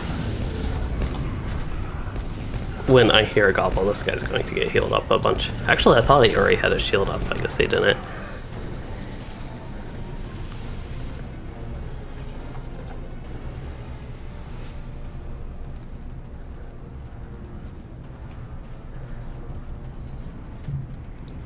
Yeah, WoW regular for me is not that fun right now. I made a whole video on the topic. Thrug. I like these simple names, even of the bosses. Thrug is just such a simple name for a boss. I want somebody to burn, and I'm standing right behind them, I think. Actually, I'm standing behind Ignatius, the other Rune-keeper.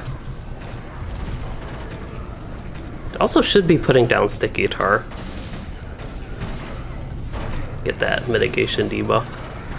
Sometimes I'm too excited to just burn things, and then I get stuck standing there. I don't actually use my debuffs to help them burn even faster. Don't want any of that. Still have all the stuff that I don't want. I think I have my subscriber town services So I can sell a lot of my junk. I have a lot of third age items that I just don't want on this character, but journeyman stuff. Universal solvents, definitely want to save those at the very least.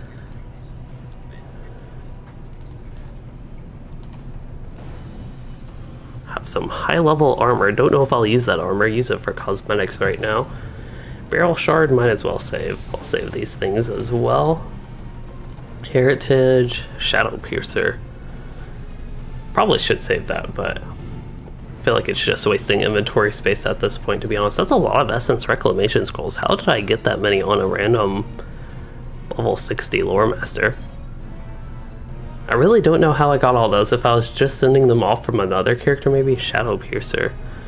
I thought I already did that. Okay, let's sell all those. There's also a way to get rid of that fire. You all see I am on fire. I believe these water pouches is the way to get rid of that. They are an item unique to this instance, which is the Forges of Khazad-dûm, not the Fall of Khazad-dûm. That is the name of the new raid. I didn't even realize the name of this instance was that close to the raid, but when you're in Khazad-dûm, there's a good chance something there is going to be named dealing with the Khazad-dûm.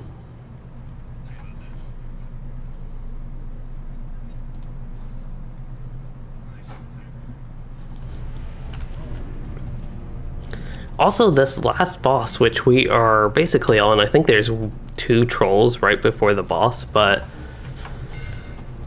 the boss is immune to a couple damage types, and if I remember correctly, as light and fire, which is something that a lot of people do, and often in the groups when I have played with my bear warning, that seems to be our primary damage. A lot of the hunters would use their fire and light oils or whatever. Mainly fire oils, I think, but then it wouldn't do much damage to the boss. I can do, if that is the case at least, I can do lightning damage. But I remember on my Warden, way back when the legendary servers went to Moria.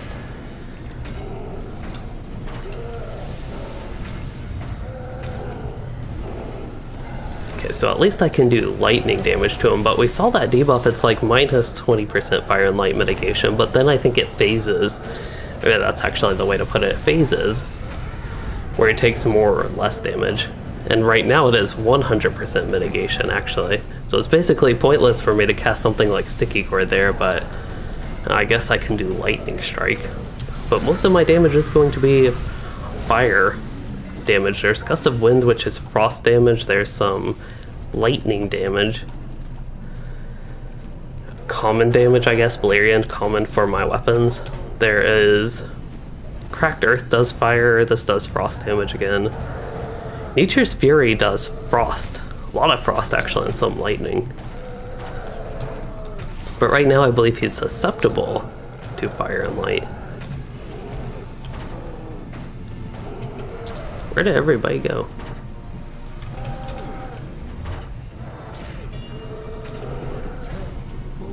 Oh, they're just fighting from way over there. I may be wrong, but I think a champion is way back there as well.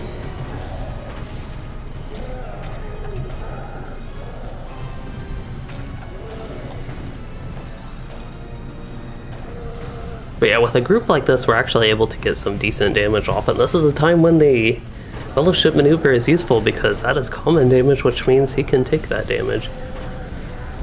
Also, I could be debuffing, that's another thing I could do during the time when he's not taking damage from my abilities.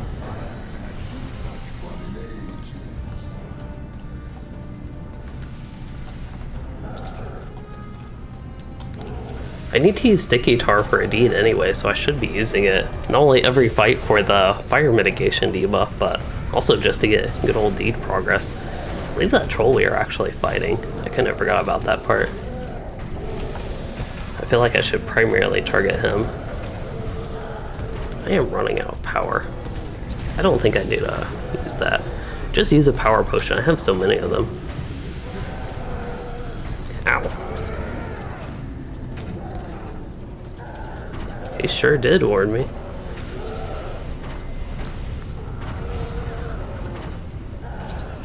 So my Saber Cat can trigger Fellowship buffs? I did not know that. I forgot the Saber Cat actually did some debuffs. Oh, they can, do you mean they can do a Fellowship Maneuver maybe?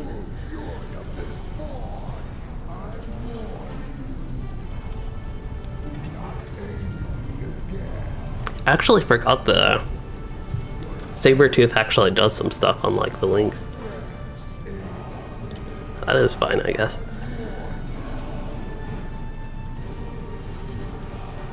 Okay, so you do mean the Fellowship maneuvers. I was starting to think Fellowship buffs may be debuffs, and then I was like, probably maneuvers.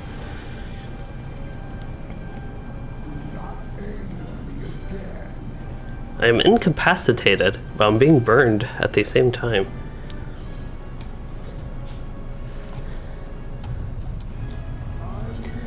So deed-wise, this character, again, I don't think has done these instances, so he's getting a bunch of new deeds and things like that. Grand Stair we only ran once. Well, I'll let y'all finish. I just realized, yeah, we did not do Grand Stair the second time to complete it. So, well, oh, accidentally retreated, but I just realized we did not run Grand Stair a second time. Were we going to today? Like the full run? Okay. Yes, I actually was just thinking I didn't get all my deed progress, and that was because we never ran it again.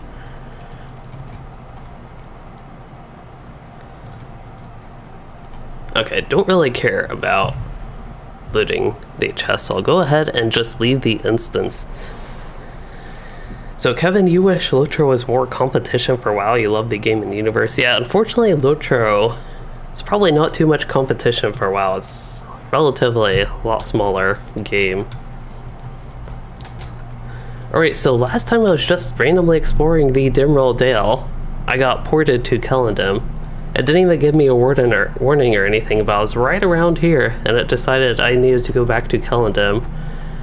If anybody was here and remembers that, that is why I'm in Kellendim right now. So, what I can do is I don't quite have Karis Gladden off the cooldown there. So I'm thinking I'll go to the 21st hall, and we can either queue up for missions for when we do a group-wide break, in which I will still be playing the game. And also with the 21st hall I can do something, but I forget what it is.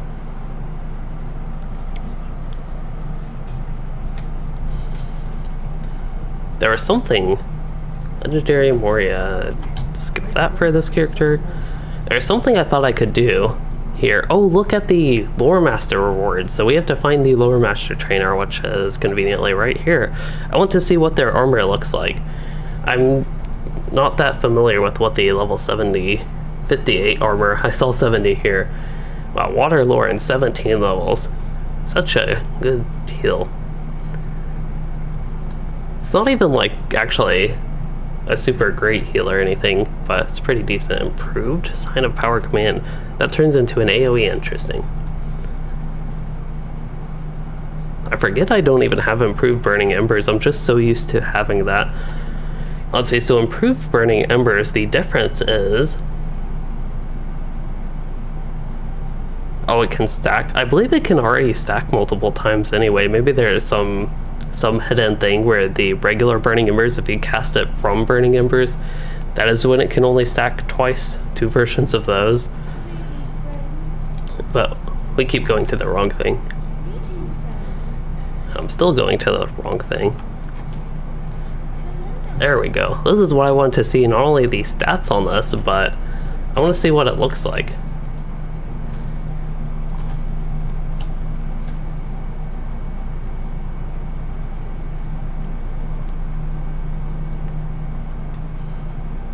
Yep. I wonder if this will be worth using. It drops a little bit of tactical mastery for me, but perhaps the vitality would actually be useful.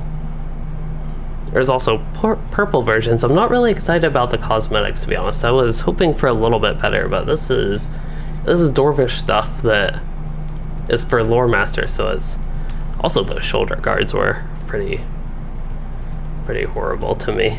That's Quill Masters. Deep lore. Yeah, I'm not a fan of the cosmetics, but we can look at, since I don't have anything else at all in the entire game here, I guess, to spin my Medallions of Moria on, the stone readers, it looks like, is what could potentially be useful for me, and I believe I saw one piece that could be an upgrade, and I don't know why that scrolled up. And this piece, probably not that useful. The robe, probably not that useful. Now the pants, they are an upgrade in terms of vitality. It's about 80 more will. I don't think I'll actually lose that much tactical mastery. I forget for a class like this if it is 3, so it is 3. 3 mastery per will. So I do think the pants will be actually a basically direct upgrade. My tactical mastery should go just slightly down, it looks like, since it is 240 compared to 316, but I still think with that overall an upgrade. And then the shoes, not as good compared to my shoes, I don't think.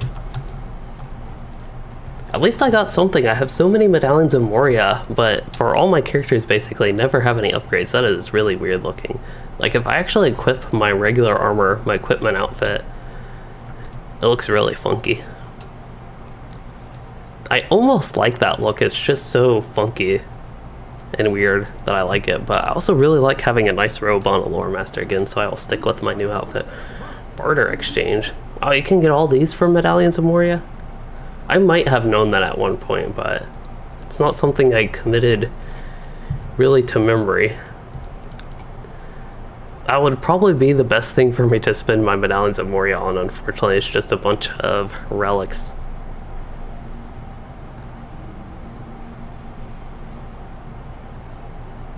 I'm guessing the tier 6 relics are most efficient out of that, but I don't even want those so much that I might as well just continue to hoard the medallions. But anyway, I believe we are at about a breakpoint. People are doing their AFK. So I think this would be a good time to do a mission, and we can check that on the lore master. If I can find my way out of this little room and into the main room. Really cluttered building here. Okay, so is there a mission that I have not done yet? Enemies at the East Gate. I feel like that is one I've done. Defilers in the Dale, I know I did that one in the beta. And I think I even did it once more, maybe? I'm not sure. Oh yeah, I need to actually leave the group. So let's try Defilers in the Dale on the Lore Master. And if I remember correctly, this is the one that is in the Dimril Dale here. Get a nice view of the mountains there. That peak, I don't remember which peak that one is. That might actually be the Redhorn peak there. It even looks a little bit reddish. I don't know if it's intended. There's another peak right here, which I think is the Silvertine peak. There's a little, that actually looks like a building on top of the Silvertine peak. I don't know if it actually is. And then there are kind of a couple peaks there, but I believe one of them is supposed to be Cloudy Head. Probably that one, if I had to guess.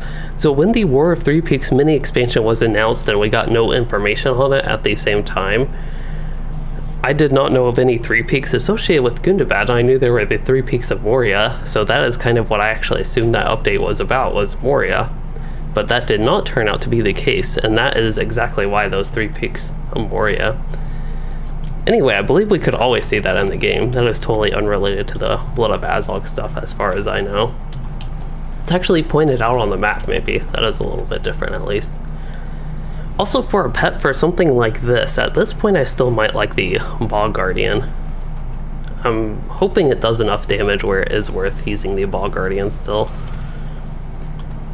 I'm guessing above level 105 is when I would probably use the Kraben the most. The Crow. The Raven. I don't think it's... Maybe those are a little bit interchangeable, but the Raven actually.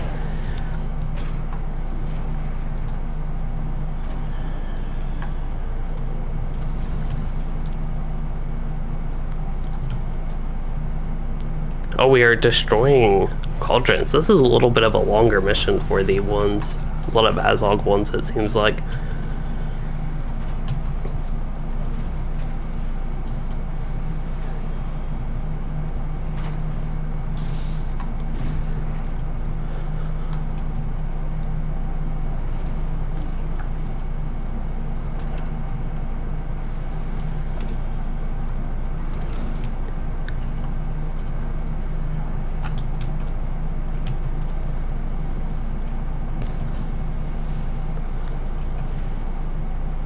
So yeah, it's actually going to be a little bit of a challenge, I think, for me to get this mission done before... If everybody's back, I can leave this mission. I was going to try to get one done, but I picked a really slow one, it looks like. Yeah, one of the new ones.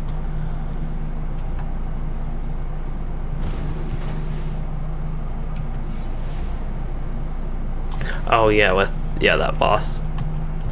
Alright, I will see where I get.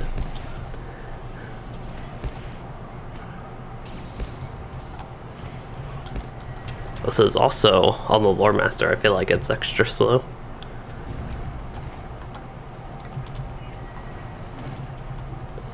Alright, we can speed it up a little bit by doing some AoE, but I don't even know how much that will speed it up. There's a defiler right there. Also, if I die, that will make it slow, and I'm just sliding down this little thing. Sliding down the landscape. I don't know a way back up, actually. Let's see. Right here, maybe?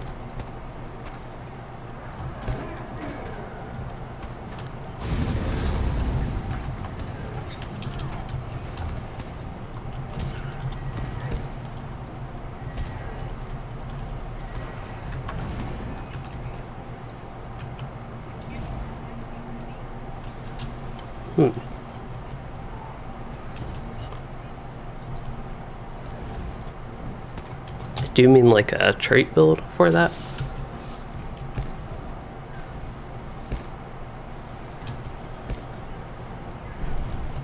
Let's see, got through that.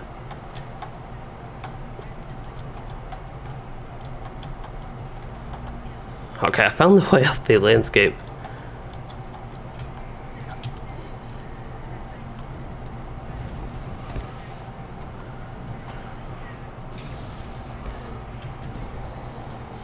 So I think we have 2 cauldrons. I'm trying to listen to somebody in my kin there describing their minstrel.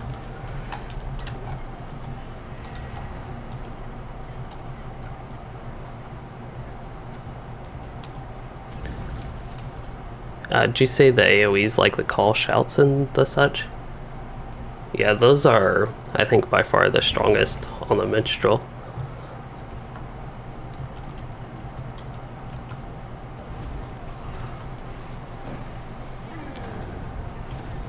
Okay, so we need just 2 more of each. I actually think we're making good enough progress. That was, even though I was falling in the water and the such, I actually think that was a good little adventure there. Just need to do things in AoE. You have all these strong skills. Might as well take advantage of how many targets they can hit. Things like Nature's Fury. That'll hit the single target a lot, but I'll do some AoE. Ring of Fire. I think that's the name of the skill. That is the name of the skill that actually does more damage in AoE compared to single target. So it can wipe out things pretty easily. It's just surviving, and right now surviving is quite, actually, surprisingly easy. I know how to use my big cooldown. There should be 1 more cauldron. I don't really care about the corpse. Don't need that for anything. Is there a cauldron down here and it's just not coming into display, maybe?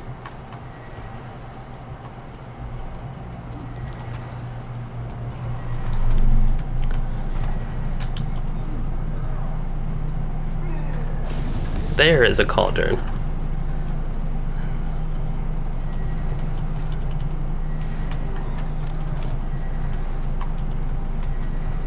Yeah, I'm almost done.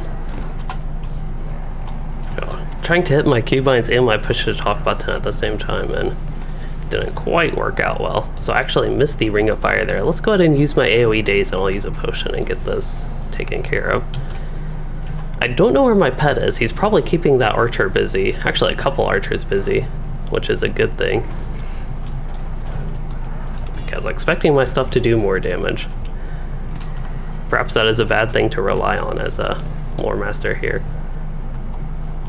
I dazed him, but I have basically no morale. I do have potions I could use. I don't think this heals. Power of Knowledge does not heal. I'll have to do something. Perhaps a stun. When my stun comes off cooldown, maybe I'll just go ahead and use that. Also could actually get the cauldron while that thing is dazed. I don't think you need to talk to anybody or anything. You can just leave.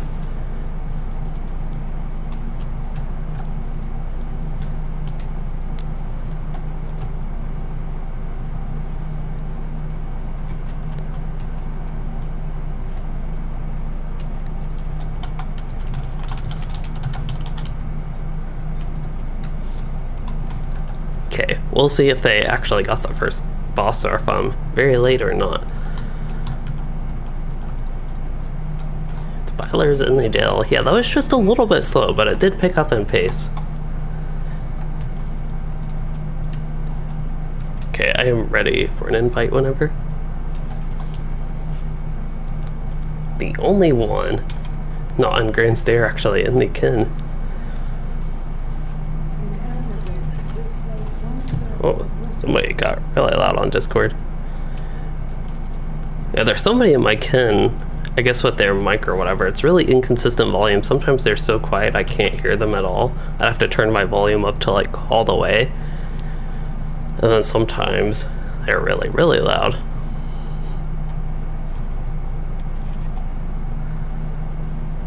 That's one reason, even if people in my kin somehow wanted like the full voice chat to be like on a stream or something, and even if people on the stream wanted that, I can't really control the quality of other people's audio, and something I always try with my stuff to have as good quality as I could. So I was only a little bit late. They killed the first boss, which by the way I misspoke way earlier. I was talking about skipping the first boss, going straight for the second boss.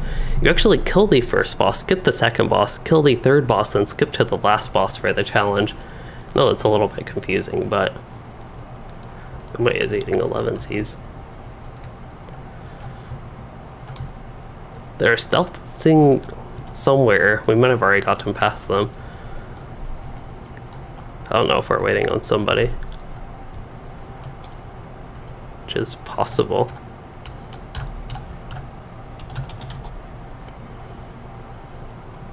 It is fun to sit on fire. I feel like it can improve your fire abilities, which is important for a fire Rune-keeper, as well as a lore master. The Hobbit's just like warming up his feet a little bit. He's not even sitting. You were in like perfect position there to not be sitting in the fire and just have your feet warming up.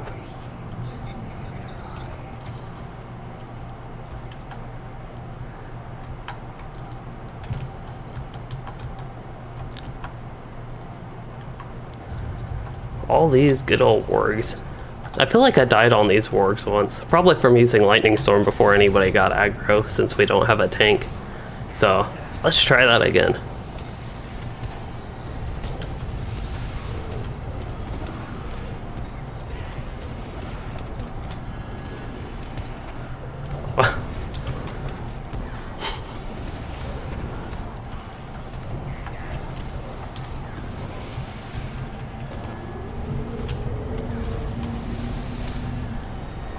I was doing fine. Now I'm really low on morale. It keeps it interesting, I guess, how quickly I can die without a tank.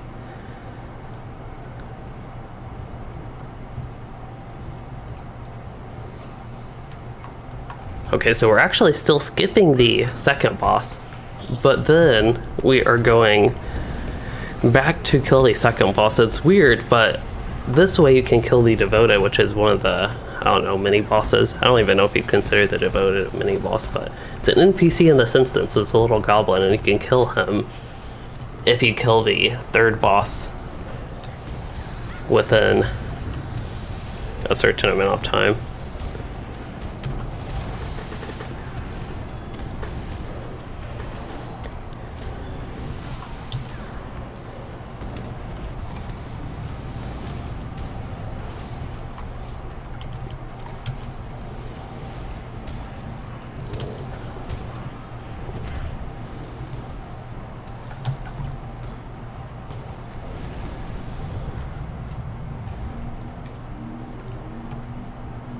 I also realized I still have my thingy. Oh, there's Stealth Guy. I need to try the Sabertooth. Somebody mentioned the Sabertooth, and I forgot they give a debuff. It's Frost Mitigation. That is what it is. They also, yeah, have a chance of getting a Fellowship Maneuver, which probably don't really care too much about. In general, will apply a Flanked on a crit.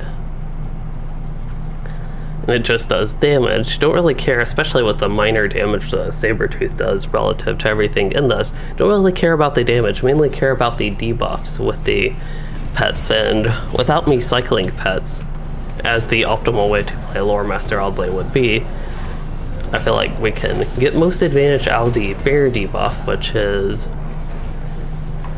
increases physical damage, ranged and melee damage.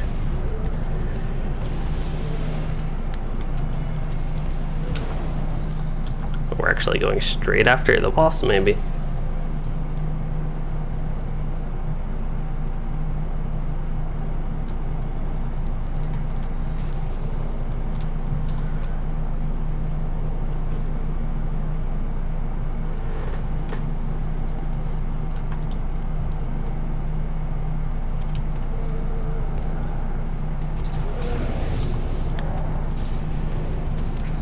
Still figure it is more fun to use Lightning Storm right off the bat, even if it is dangerous.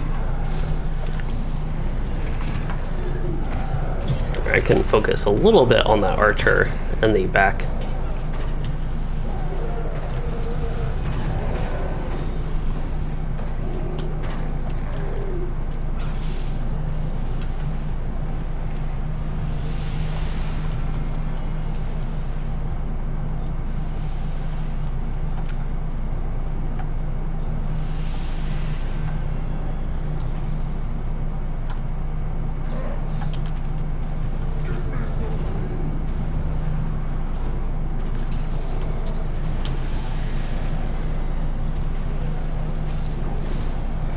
This boss, as far as I know, he's fairly simple overall, but you can actually get tossed off. I believe he knocks somebody back at some point. There's probably a voice line to go with it. I'm interested to see if we will see that, but we're killing things very quickly with this group. When you have a tank and 4 solid DPS and 1 okayish DPS, the okayish one being me, of course, as a lore master. Brawler's trousers. That's what the brawler has to use. Notice all the things that are called brawler in this game now that the brawler, of course, is an upcoming class. Alright, got all that done, so now we can run back to the second boss and then do this in basically normal order from the 4th boss on. It's a really fun instance, but I know it's all extra confusing because you have to run around with these different bosses. Also, this place used to be a huge maze for me, but over time I have finally actually kind of know what's going on. I feel like I know the path of the instance and know where things are finally. It took me a ton of runs for me to finally actually get it down. Waiting on a few straggling dwarfs.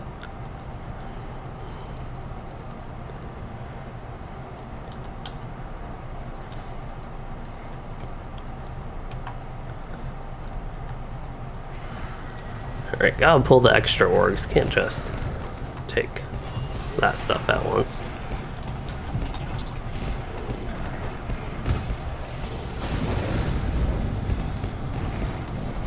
Lightning Storm might be the strongest skill in the game. I forget if it actually is.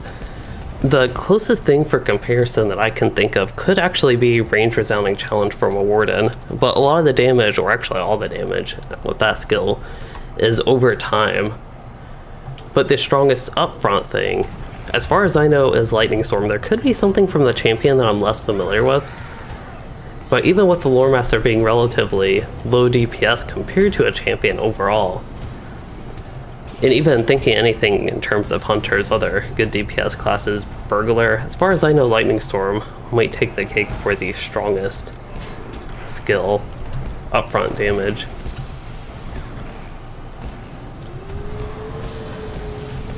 The thing is it has a 1.5-minute cooldown. It's not like you can spam it every 5, 10, 15, even 20, 30 seconds.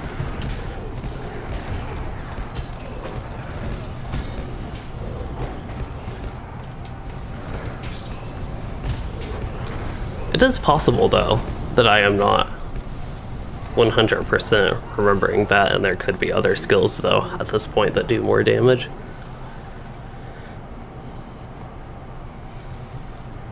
Aelin. What is Aelin? That sounds like one of those weird set things, and it is. But I don't think this character has any interest in that, so I'll pass it for anybody that wants it. So the way we go back up, I guess we'll see which way most people go up.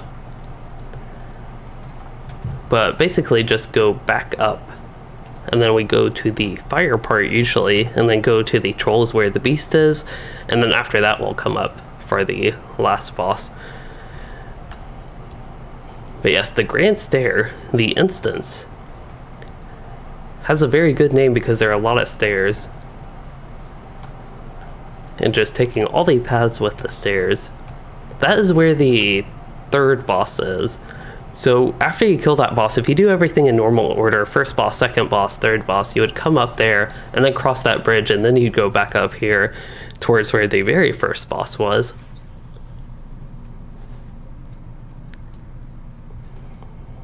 And then there is nothing on these two paths. They're just here for confusion as far as I know. But you go back up. If you look at the map, it maybe makes a little bit of sense. To me, the map doesn't make much sense.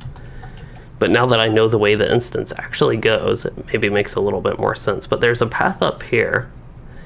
And this is where the next boss is. And then there's a boss after that. As far as I know, you could do them in any order, but usually do the fire boss and then go back down and go up this way. And there's the beast is the name of that boss. And yeah, the first path here was the first boss where we are right now. Went down there, did some weird loops. Forget exactly how that works. I think that was the third boss. But anyway, just making sense of the map because it's so confusing. I feel like, at least for me, it initially was. This is actually what it looks like again. That's where we killed the first boss. I think that's where we killed the first boss. And that is the path down where we will go with the trolls and the such. This is where all the fire orcs are and where the fire boss is. Somehow we have not pulled that group. If I were tanking, that would not be the case, but we don't have a tank right now. Sort of letting the AoE champions kind of do the tanking when they can hold aggro.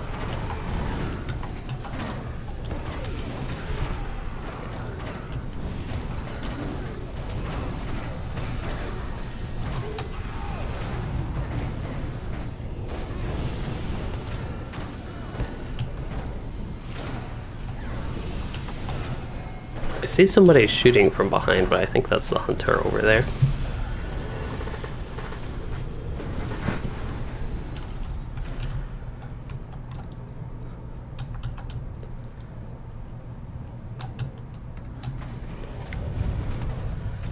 Always feels quiet when my air conditioner is off now.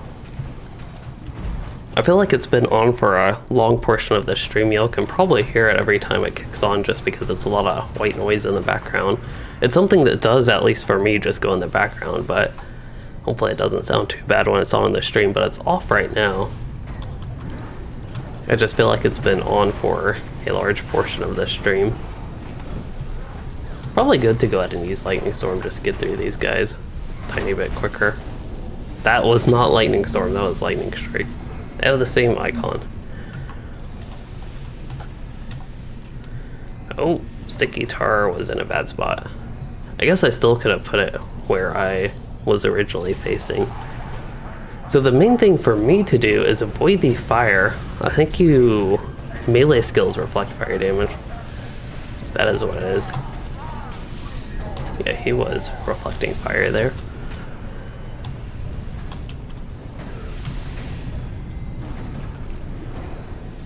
I was going to call that out, but then I didn't think they were going to die, and then one of the champions did die anyway. We just have the fire Rune-keeper kiting. That's kind of funny. He still has aggro after all this time, though. Eventually, I feel like somebody else would do enough damage to take aggro. Lightning Storm available. I also don't have my bear out. Again, the point of the bear is not to tank, but this is an actual situation where him being able to briefly tank, at least use a force taunt, and then if he dies I can just resummon him, could be useful at a particular time like this.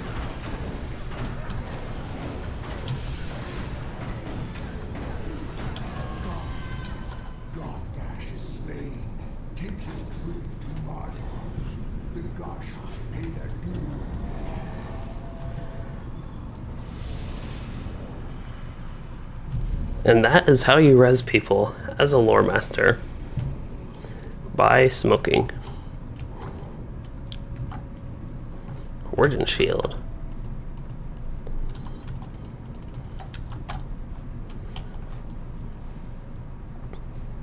Accumulating a good batch of junk loot again. So one nice thing about these Moria instances, even other things that don't scale to Angmor instances, Garth of Garwin, those are just the ones that immediately come to mind, but you get a lot of loot, a lot of level appropriate loot, which is, at this point, it's kind of exciting just because a lot of things in LOTRO, especially scaling things, you don't really get stuff like that anymore. That I always enjoy when I actually get loot and instances and the such in this game now. It adds up over time as far as like the total value of it. Like individual items, stacks of task items are probably a little bit more, but individual items is gonna knock me back, almost knocked me back off. The bear almost got thrown off as well. But yeah, that's something these trolls do, and it has been known to happen that some things have gotten tossed off to the side and just fallen into the depths of Moria.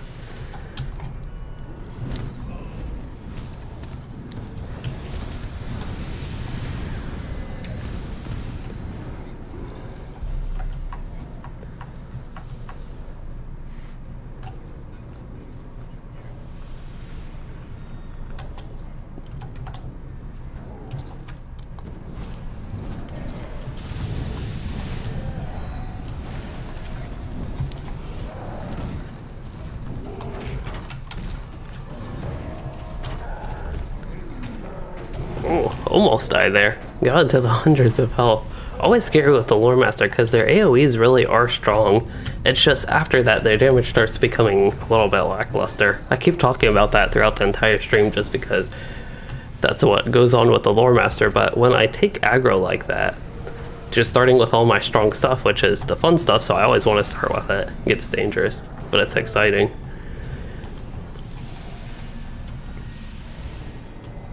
You were way off, $27.99.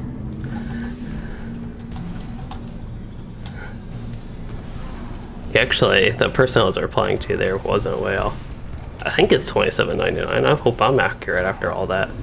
Okay, it is $27.99. Yeah, the raid though goes all the way back to 1981, which is just like 30 years ago. In Middle Earth time, it wasn't like 30 years ago, but actually that was 40 years ago. We were in 2011. But in Middle Earth time, I think that's like, I don't know, 1200 years or something. I don't know what the actual date is in current, like LOTRO Middle Earth start of Volume 5 wedding date.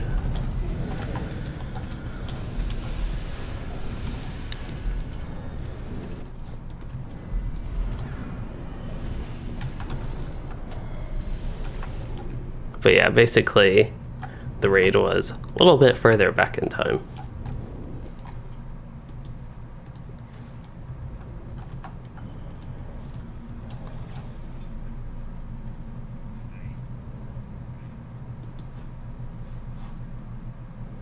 So Meraki, you said that you love seeing me play your favorite game in 2021. I'm glad LOTRO is your favorite game, and I'm glad you are joining the stream, and I'm glad you like seeing me play the game. It is quite a fun game. So far, probably my top game of 2021. Oh no, I actually prefer this fight if people don't put the beast to sleep, but people might can like putting it to sleep. I can see it being fun, but if you get to fight both at once, that just means you always get to hit two things at once instead. What is this buff? Our fates entwined. I am bound to the Rune-keeper. Oh no. That is a runestone though. Some of the damage I take will be redirected to the runestone. I just don't remember ever actually paying attention to the buff icon for that. Getting my loyalty up on this character. A lot of my characters on this server especially, and especially this one because this is my oldest character. Burglar's cover. That is actually a pretty neat cloak. Wow, so you've been subbed for like 8 years. I always wonder people that subbed way back then before I did commentaries and the such, even when I was really bad at commentaries. And don't really hear from people like that frequently. But I hope you still enjoyed the old videos and hope you have enjoyed seeing me make, I feel like, a lot better videos over time compared to what I used to make. But anyway, these servers are doing pretty well, I suppose. This server, Anor, I feel like Arkenstone, that is something I noticed. Arkenstone wasn't all that active when Update 30 came out. I don't know if the population is dwindling down this year or what, but I feel like LOTRO is actually, after War of Three Peaks, has been improving with their content. I know War of Three Peaks, the content itself I didn't think was that bad, but there have actually been a lot of signs of improvement, especially since the EG7 acquisition. A lot of it is probably coincidental and not because of EG7, but some of it could be because of EG7. I don't think that sentence, that is where I intended that to go. But it is entirely possible that that's actually one of the reasons. Alright, let's get this orc.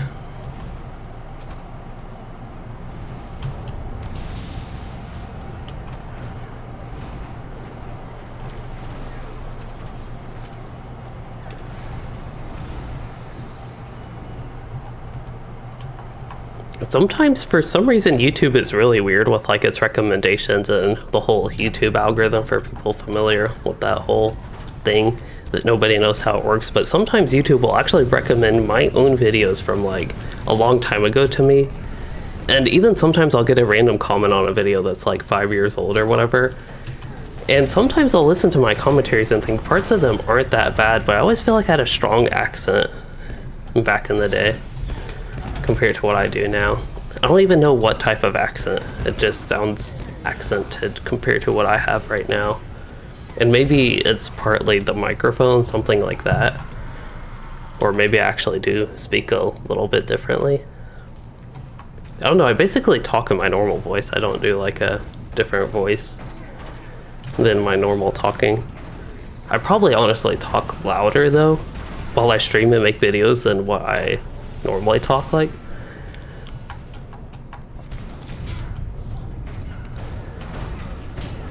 But yeah, I don't know about the accent basically from some of my old commentaries that some people might be able to hear.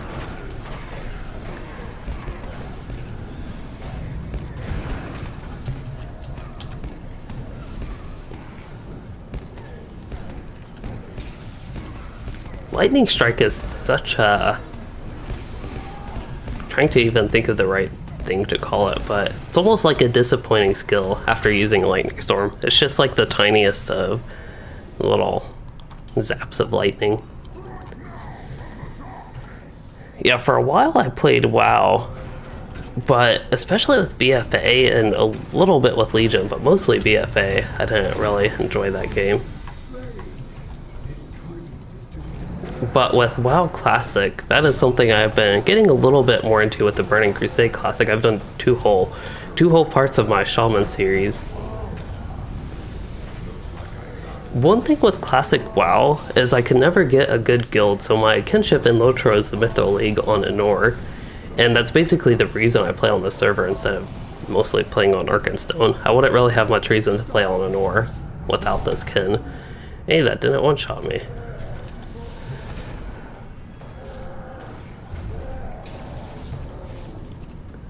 If I were useful, once again I could go into the L line and debuff his tactical damage. As far as I know, that would decrease the damage of something like that, especially pre-nerf to the thingies, to the Fire and Frost Lords, whichever one does tactical.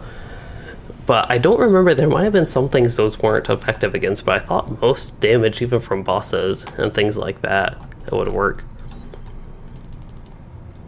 Hand engraved locket. I actually almost want that.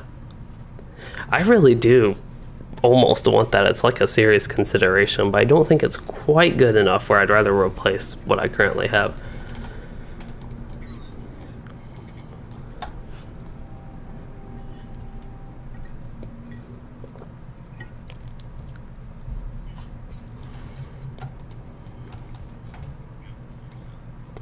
But yeah, with the servers, that is something I didn't fully talk about. This server, Anor, we have 99 non-anonymous. That's a problem with something like this. For all we know, there could be thousands of anonymous players on right now. That is unrealistic and unlikely, but that is a problem with telling the actual population of players in game. Is if you check anonymous right here, you won't actually come up on this. See, you can actually see it changes 97, 98 when I click it.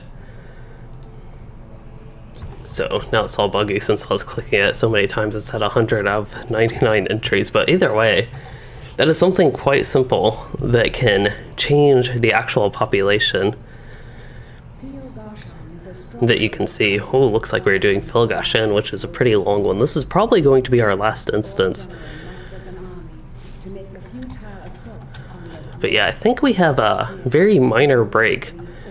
So one thing I want to talk about, I don't think I actually have a way right now to show this, but the Beorning, their update was supposed to buff their damage in update 30, but there are actually some skills on the Beorning in update 30 that were nerfed, and I'll talk about that in an upcoming video. I doubt I will get to that tonight, where it would be uploaded for tomorrow. If I didn't do this stream, that was going to be the plan, but then I remembered my kin actually had an event today. And I'm not sure, just as a preview of things, I have to actually find this. Where is this? I am in the wrong folder. It's in my thumbnails folder, which is not right. But yes, with the class changes, a couple of the Beorning skills actually got weaker. With Slash and Biting Edge are the two that I immediately remember got weaker in update 30, which was a little bit odd. And now I think we have finally covered all the classes as far as the updates in update 30 again.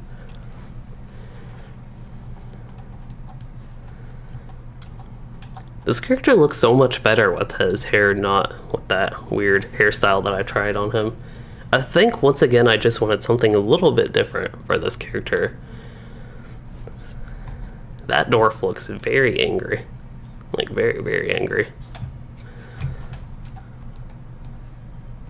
That one looks a little bit angry, but that one looks very angry to me. That one looks a lot more calm, a little bit more chill. That elf doesn't look angry or anything. There's also supposedly a hobbit somewhere. They might have gone AFK. No, they're hiding in the door. So this character is level 60 because he just leveled up from 59. He's just one of my lower level characters. And it also works out pretty well because the group content we are running is actually level 60 instances. They're Moria instances, Endgame Moria instances from way back in the day. They still exist, of course. They don't scale like a lot of other instances in the game, so I am perfect level for that on this character. I was going through the Moria instances. Our kin has a progression group where we go through the level caps kind of slowly, so we did Angmar and then Moria with our main group. And I was doing my Beorning with a lot of that and did all the Moria, but we decided to raise the level cap for that group to 75. We have not run any 75 content. A lot of people are still leveling or focused on other content.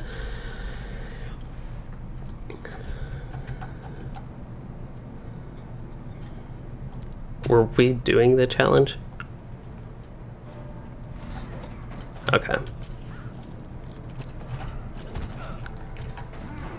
Are we going to kill the sentry or restart? Okay. But yeah, that is fun. That's why people in my kin do it. But one problem we are running into as far as that goes is we're getting a lot of new content on the server. And we're starting to get it quickly. With things like Riders of Rohan and Helm's Deep, there wasn't much content being unlocked on the server. The Anor server, legendary server. So there was a lot of downtime where I was actually having a lot more fun with the Angmar Moria stuff compared to the new content we had on the server. Oh, we have to use the orc outfits. That is if your inventory isn't full. I have to find my town services. I don't know about you all, but I always have trouble finding it in my inventory. Yeah, that's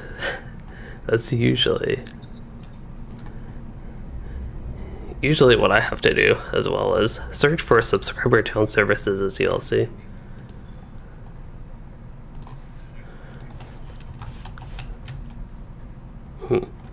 Even more than Mythal Flake. So my kin's name is Mithril League, so of course the kin leader likes Mithril Dust. It still has value, it's only worth selling though. No, we don't.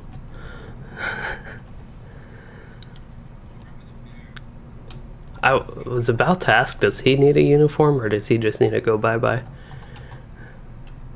Oh, this is so sad.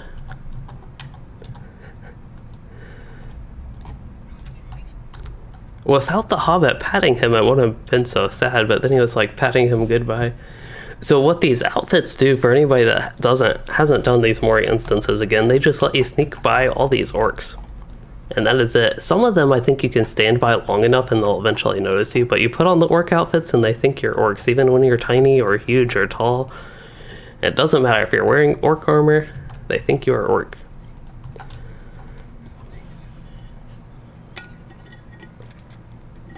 So now all these orcs go to get lunch because the supervisor, Vars the cook, told them to. So that's what they do. There he is.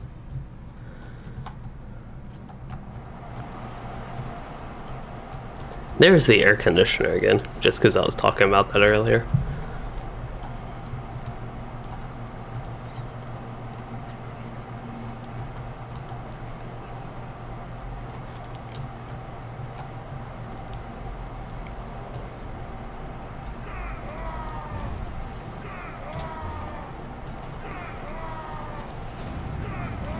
Do they keep saying attack? He just keeps saying attack. Really mad at us not being dwarves. So you used to solo this on your level 75 ward and thought it was cool. I actually think that's cool as well. This is probably a super fun instance to solo. Even at that level, might have a tiny bit of challenge with that as well. Especially if you do huge AoE pulls and don't do the stealthy thing throughout the entire instance. I could definitely see it being quite the challenge. Which, by the way, this is a very random time to say this during a stream. Talking about the audio earlier, but I noticed OBS is peaking like really loud sometimes if I need to like turn my volume down or anything compared to the game audio. The game audio should hopefully not be too loud, but maybe my audio is too loud. I had my audio settings actually messed up on my little amplifier thing. I don't know if calling it amp is the right thing to call it though. Okay, don't need any of that. Though Beornic Spear sounds fun. I really like spears. I know they're not like for Beorning the best. That's actually a nice looking spear as well. But I don't know why, I just like spears in this game. And unfortunately Wardens are the only class as far as I know where they really have good spear animations. But something like a Guardian tank, I actually like using a spear on them. Captain as well, I like using spears. Champion Hunter, anything else that can use a spear. Champion Hunter, Beorning apparently can use spears. It can be fun on them. I think it shares animations maybe with the axes, which is a bit odd though. Don't want to kill the sentry.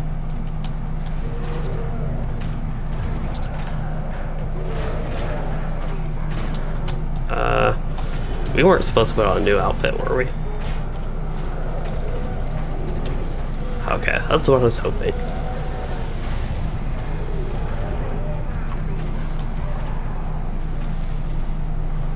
What spec is my LM? My LM is Redline. I'm a good old DPS lore master that has 3 trait points to spend and needs to spend it on Ancient Fire.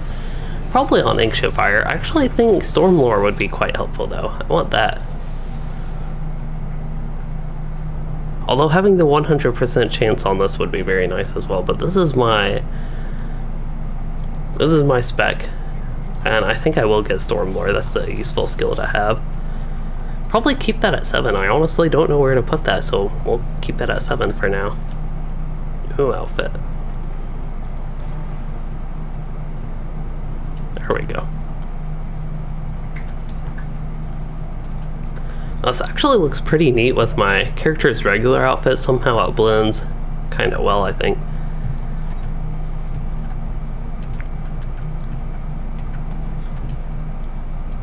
We got to follow the hunter. The little hobbit hunter with a shield above their head.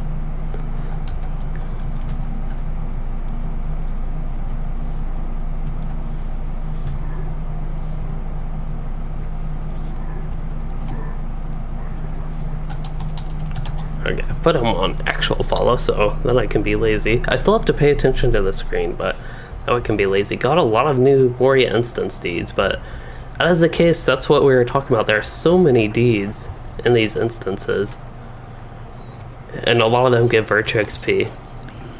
Okay, so there's a lot of stuff going on with this boss. I think at this point I can summon my pet again, hopefully.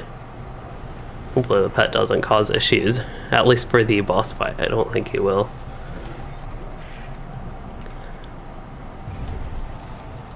I'm feeling like melee, but I don't know either.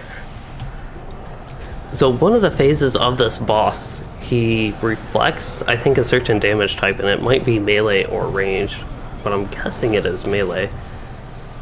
I don't know if we got quite to that phase. There are ads that are going to come, which actually would have been a good thing to save a lot of my AoEs for. Yeah, so it's melee, it looks like, that had a reflect. Yeah, could use sticky tar. Need to use that anyway. Okay, now we have the ads and they can get my good AoEs.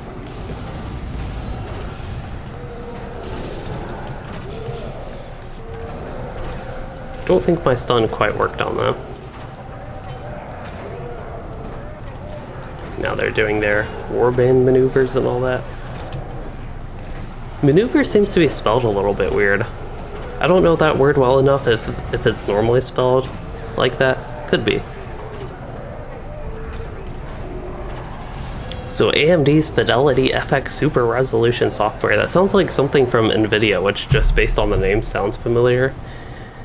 And I don't know how much it's going to impact everybody, but if I'm remembering correctly, the problem with the NVIDIA one like that is it doesn't work with LOTRO in some old games, but I don't know that well what I'm talking about, so maybe that is not the case.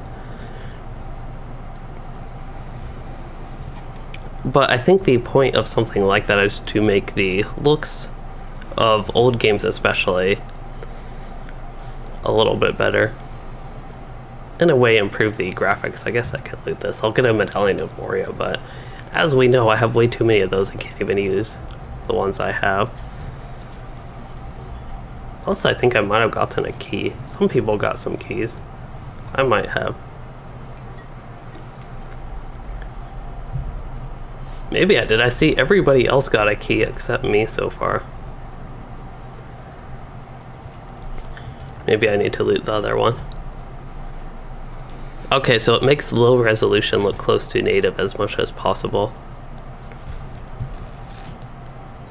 So there's some old games. The oldest game that I would probably not really play that much, but have played in the past is Risk 2, which is definitely low resolution. I think it's like 480p natively. So upscaling that would be kind of interesting.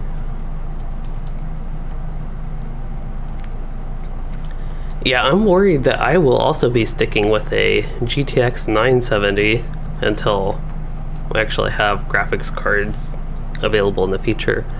I don't even know AMD. I don't know the deal with AMD GPUs, if they have any new ones or not that have recently come out or are coming out. I mainly know of the NVIDIA ones. That's just what I hear most about. But I actually would be, if I could get it for the good old MSRP price. MRSP? MSRP. MSRP. I think that's what it is. That price. Then... oh, somebody stopped. Oh, they're picking up an item back there. I think I need that for this character, but we should go back where we can get those, I think. But anyway, the point is, I would very much so be interested in getting something like an RTX 3060 or maybe even 3070.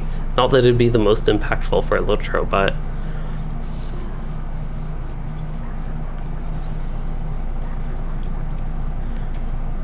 that is something for other things, especially when I do play other games, and even some other general things could probably be helpful.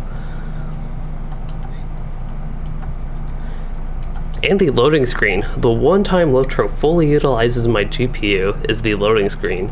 It is the weirdest thing, but otherwise I'm stuck at like 20% GPU usage. Sometimes it'll go up to like 50%, but it is so weird that the loading screen, every time it makes the GPU go full force 100% usage, and I get like, I don't know, probably like 600 FPS or something crazy. And I don't know why, but it is just the weirdest thing. I also noticed the lighting seems a little bit weird. That's probably because my blinds are turning yellow because the sun is shining on them. And it feels like it's making the lighting in here look a little bit red. I can actually change the light. Now my face looks gray. That's kind of funny. That looks almost normal. See, that one makes my face look red. So I can change the lighting. I have a lamp that I can change from white, which is what it was right there, yellow, which now makes my face look bluish, white, and then in between, which actually looks the best during this time to me.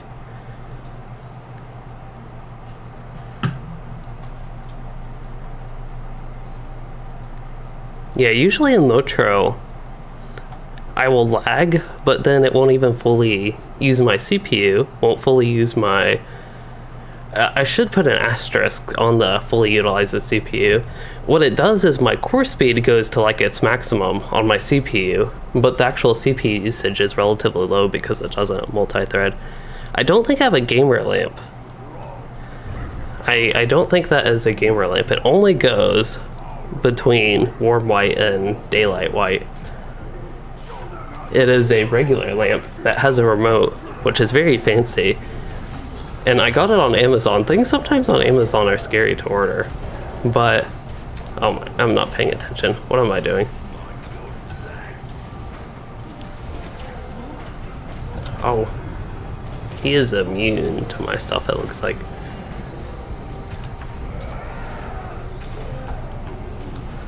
Oh, I meant the Fangcaster. I'm used to tanking this fight, so I don't know what actually goes on from this. I wonder, I might be able to interrupt. Maybe he was just immune to the... He can still be interrupted, okay. He might one-shot the hunter there, or maybe not.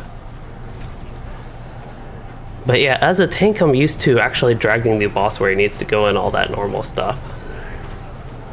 I think he was just doing a leg sweep with that induction. I don't know why, but I like kick cupping during streams, I think. Must be all that talking.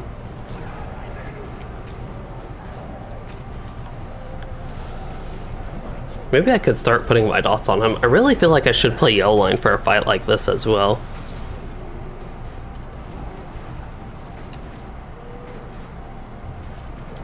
Yeah, it's kind of like this map behind me. I got it on Amazon from a sketchy looking shop. And one concern with Amazon always is like bot reviews and such, but it actually turned out very well. And of course the shop, I don't know if shop is the right word, but like company, brand, whatever it's called, the seller.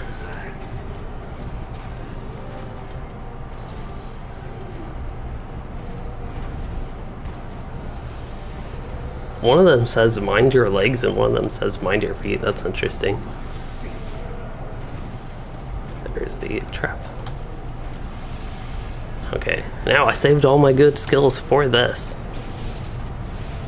But anyway, the seller that I bought the map from no longer exists. There's a bunch of other ones with like those random names basically that look like they have the same thing. But when people ask where I got the map and I'd like want to link it, I no longer can. I can't say if the other sources are trustworthy, basically. But anyway, with something like the lamp, for getting a similar just like standing lamp to have in my room to not have to turn overhead lights on and lighten things up, especially now that I have the face cam, this was actually before the face cam and all that, something is attacking me. Maybe it's this guy. They killed the boss, but I'm doing absolutely nothing right now. I'm just talking about my lamp during all this. Okay, I think we can just kill this thing. I guess that's what a lore master normally looks like. It looks like they're doing nothing, just debuffing things, so I'll pretend I was in yellow line this whole time, debuffing things and being helpful.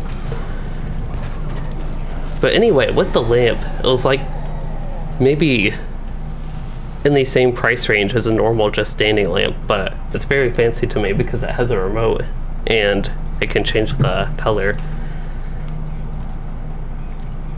Yeah, I don't remember if you were here, Shaniro, when that whole thing went down. Actually, some couple of people are talking about the map, I think. So then I actually looked on Amazon to look at my orders and link the page where I got it from, and it was no longer available. And I even searched the name of the company that it said it was, and that wasn't it. But it's just a print of the Middle Earth map on polyester fabric is all it is, so it's pretty simple. And the main reason I got it from that particular seller was because of its low price. We got through that pretty quick, but I hope we're going to run through and just blow everything up. That is really fun on my Beorning.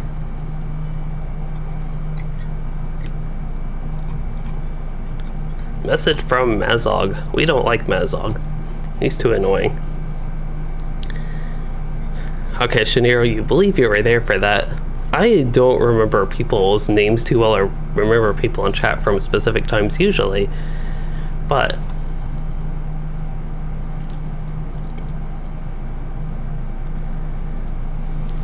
it almost sounded familiar that it was actually your name, or I guess you were there for that. Okay. So it's time to kill things, I believe. So, being lore master has been nice for a change of pace, but I'm sad I won't be able to tank this whole thing now. This is fine, I think.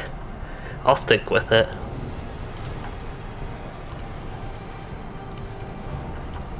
But yeah, on the Beorning, for anybody that has been here during these streams with my Beorning tanking this, after we get the boss and go through all the things, as you all know, I would basically run through every floor and pull all the mobs on each floor. It was really fun on the bottom floor when we get there, because we could survive it all, much to the help of the healers. But as a strategy, we had worked out pretty well overall. Can't do much AoE when they're split up like this. And that's also another thing, when you actually have a tank who can line of sight things, we're kind of unorganized a little bit right now. But as a tank, I would aggro everything and then go behind line of sight so they were all stacked together and organized a little bit more than everybody could use their AoEs.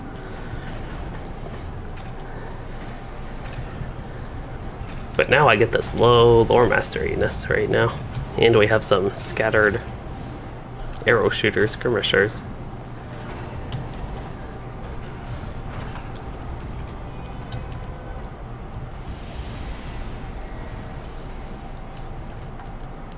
So here is one item I need for a deed, an orcish axe. Of all the axes that are available, this is the one that's available for a deed for some reason.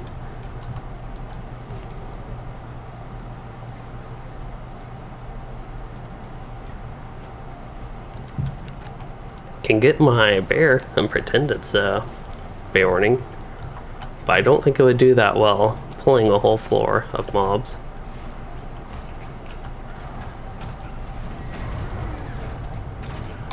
I was going to try to interrupt him, but I was a little bit slow. Okay, this seems like a good lightning storm moment.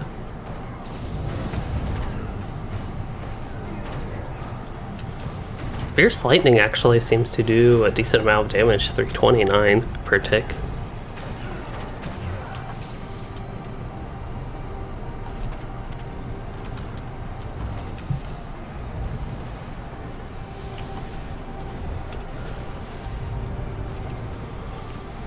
I wonder how much that is relative to the actual skill damage when you get your imbued ally and all that maxed out. Don't know which way we're going. If I remember correctly, you might be able to go either way.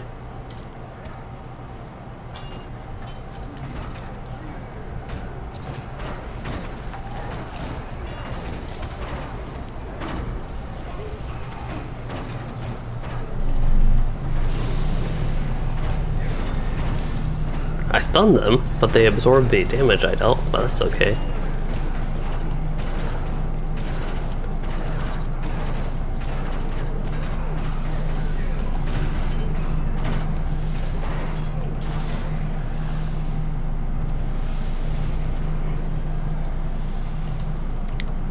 Don't know why I'm all of a sudden yawning. I do know my nose is getting itchy again.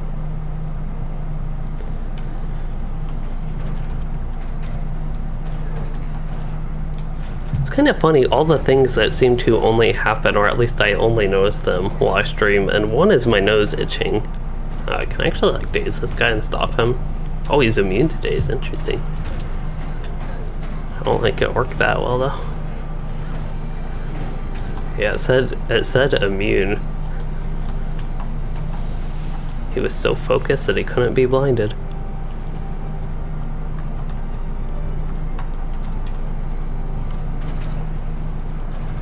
I think there's stuff you can pull in these rooms.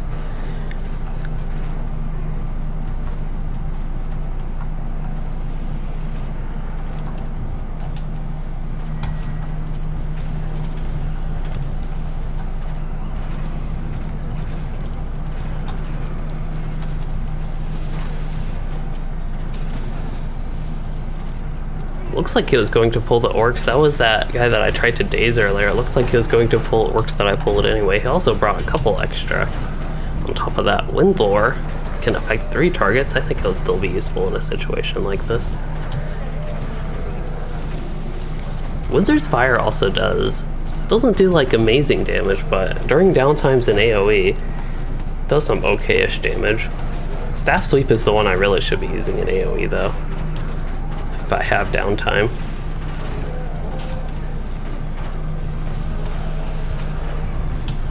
Should probably focus on the Lieutenant, he has the most health.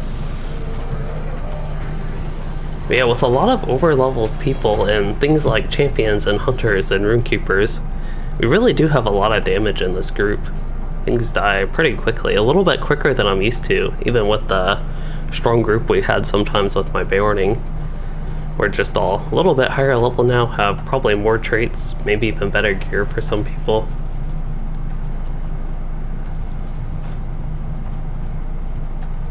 There's a lieutenant back there, but I feel the need to pull some more things over, even though these are only little signatures.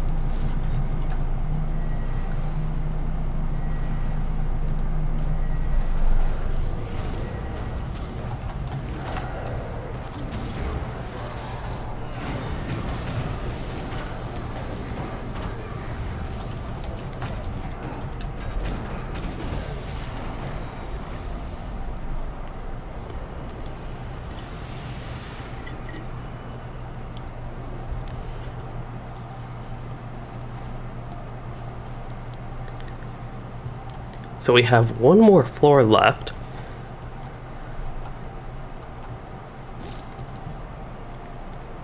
So I guess at this point I should start doing some outro-y type stuff. And just as a little review from today, basically the main thing today, even though again I am excited for the update 30 content and to get to that, was again event night, and we had the Moria instance scheduled, which is somewhat relevant just because the new update as Innables are is a little bit to do with Moria, Dimraldale, Dwarf stuff. So at least had that little bit of a theme going on, a little bit of relation. But yeah, that is what we've done. We did Grand Stair, then the Forges of Khazad-dûm, then Grand Stair full run. We did challenge Grand Stair first, and now we are doing Phil Gashan. We did the challenge of Phil Gashan, and now we're just going to clean up the orcs.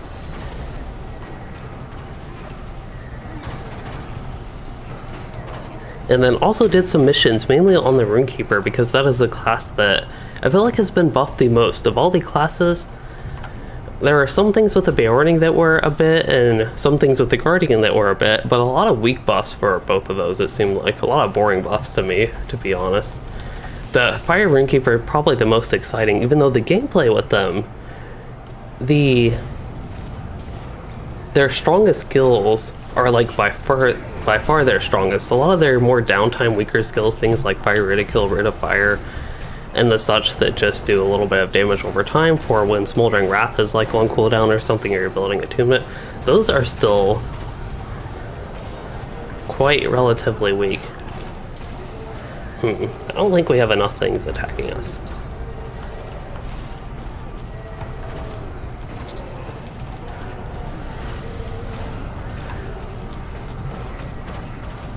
This might be a little too much, but I gotta try to make it exciting.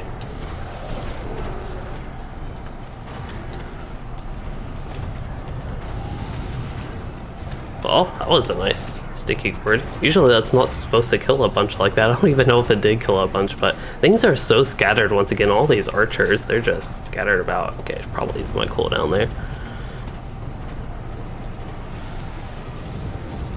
That was a nice lightning storm.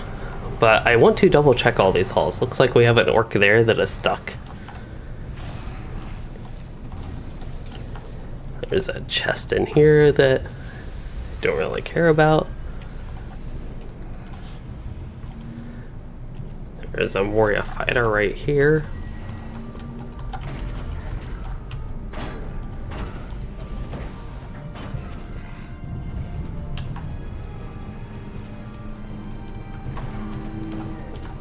See, I'm trying to think what else we did today, and that is basically it. So,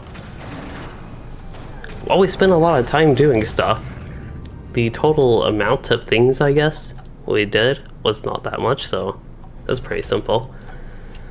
And then in the future, I don't know tomorrow what my schedule is. If I have a chance to stream, it will probably be WoW Burning Crusade, because I have to try to line up my time to do that series, because I want to continue it, preferably on like not necessarily every week the same day, but a generally weekly-ish basis going forward. And I have to try to line my schedule up with Dan's Adventures. Dan's World is what it goes by. So that is probably, if I stream, what would be tomorrow. Otherwise, I might have a video on the class changes with update 30, but I'm not quite as sure on that. That'd be pretty tough to get done. I'd have to do it all tonight, which is unlikely to happen. So perhaps can save that for Friday. But hopefully I'll have something tomorrow. I don't know my schedule for tomorrow quite yet, if I'll be able to fit much of anything in or not.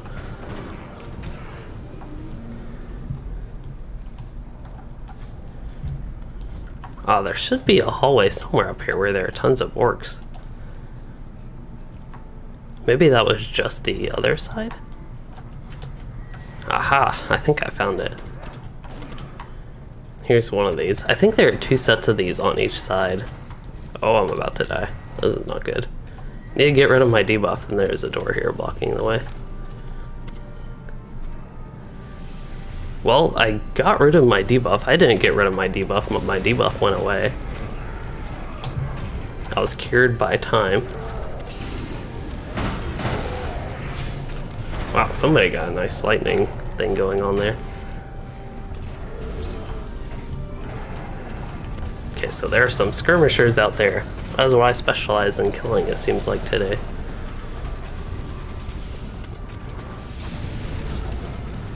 I'm going to use all my AoEs just because I can.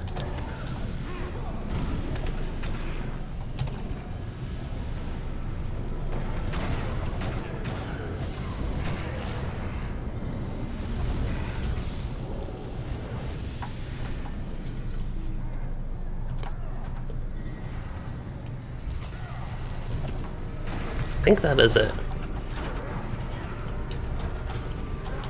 I do not.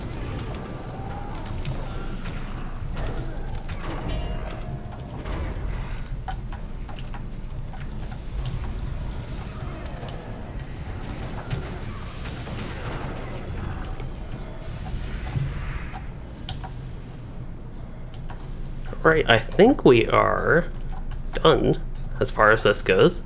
I don't think we have any more enemies. Sometimes there are some in this very front room right here, but I don't see any.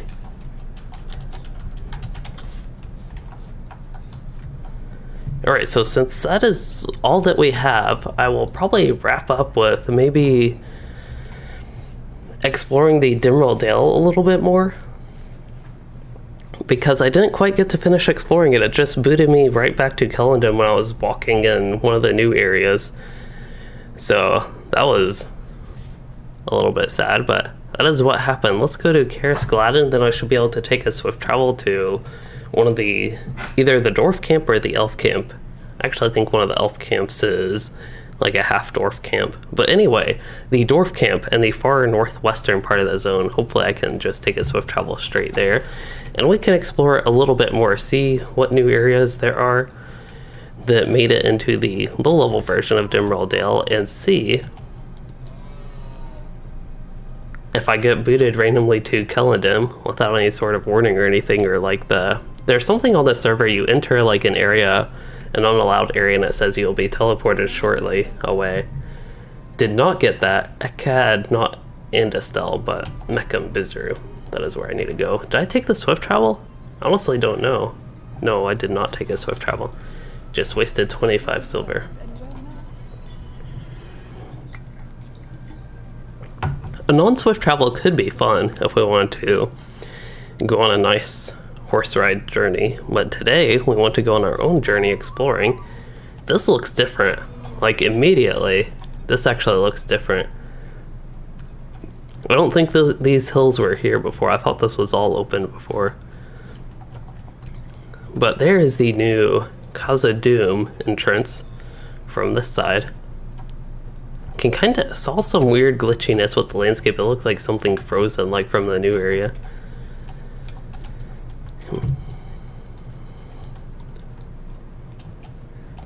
It's also nice. This is my only character, I think, with an elk mount. So it's kind of nice to explore on, and I think we're going to a slightly snowier area. It's nice. Might even be able to gather some stuff. I don't know, this character, it looks like I have actually kept up with his crafting. So I can gather things as we go along.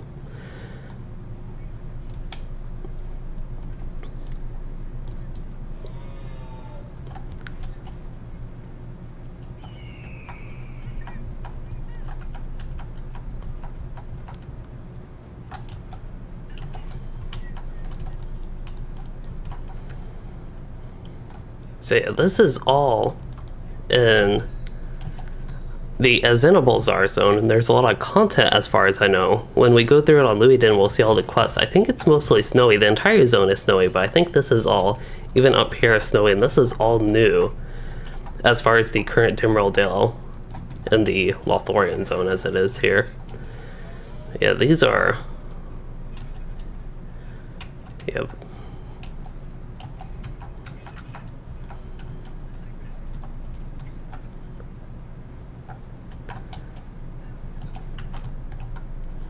But yeah, a lot of trees. I actually really do feel like the elk. It almost feels like a reindeer. And something like this is a winter elk from the Yule Festival.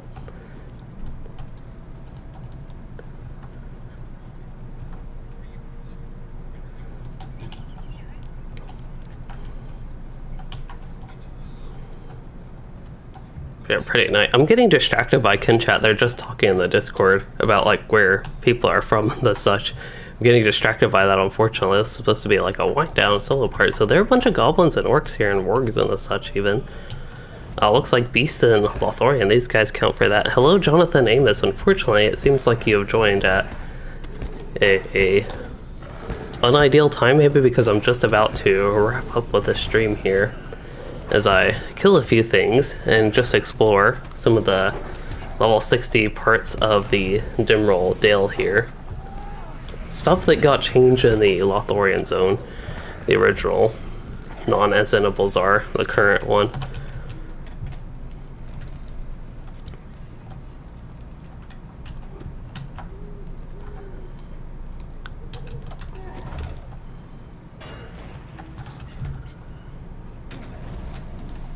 A lot of orcs in this area.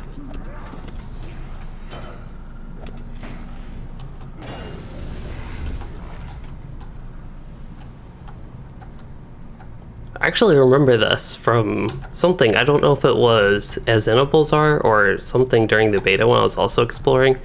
I want to see if anything changed, but I actually remember this, and I don't think it's possible to go this way. Probably because I had trouble there. That is why I remember it. Looks like the sun is starting to set. We get some interesting clouds here.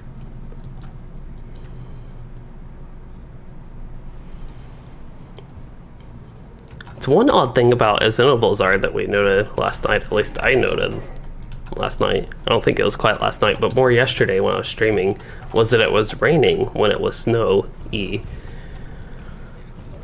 Seemed a bit odd. Seemed like all the snow should have melted, basically.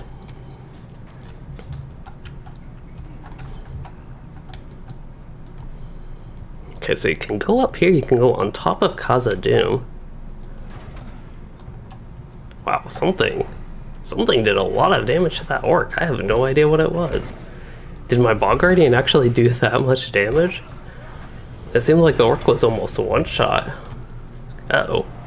Okay, just a little bit of lag when I click the combat tab. But I'm actually curious, what did that much damage? OP is the name of my Bog Guardian because at low levels he is very OP. I don't think it's quite as strong as he used to be, so he might not really be OP anymore, but at level 20 the Bog Guardian's really OP, or at least used to be.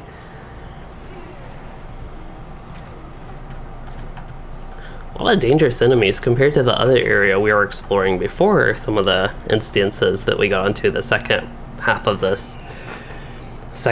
our instances session. We were exploring over here. That's when I got booted to Kellendem. I was right around that area. I just randomly got booted to Kellendem, but it was a lot less dangerous there. It looks like we're starting to get to a little bit more peaceful. But yeah, the Gates of Moria has it labeled down there, but I believe the Gates of Moria, if we look right over in that rocky area, I don't know if I can get back up if I jump down there.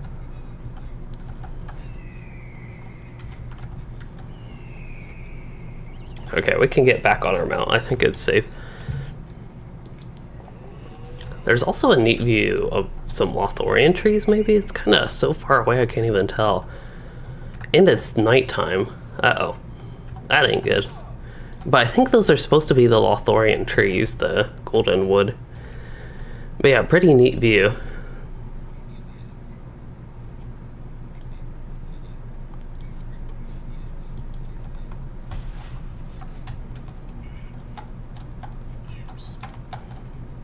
Trying to navigate this on an elk is probably not the best idea. At least I'm not on a war steed. This would be really bad on a war steed.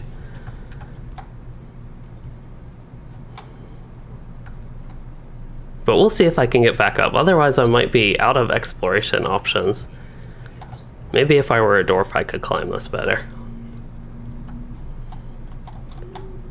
Or maybe elves actually do know the secret way. Sometimes navigating like this can be fun. Okay, so that is the way that I came down.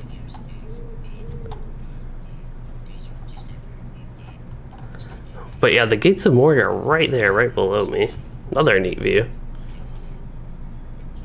But I'm really glad a lot of this seems to be explorable in the level 60 version. They don't have it randomly blocked off. Some of it does appear to be blocked off, like that area right there where you get either ported. I also don't think there's any...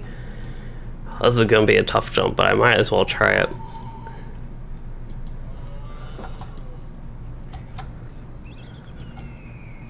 Wow. I almost can't believe I made that, but now we get to explore a little bit more, so that's exciting. I would have randomly had to wrap up the stream right there. This is a pretty, actually, open field here. You can see down this way pretty far. That's neat. I don't think I've looked from this angle yet, like in all this stuff in the beta or even the actual as animals are zone. I don't think I've quite looked that way too much.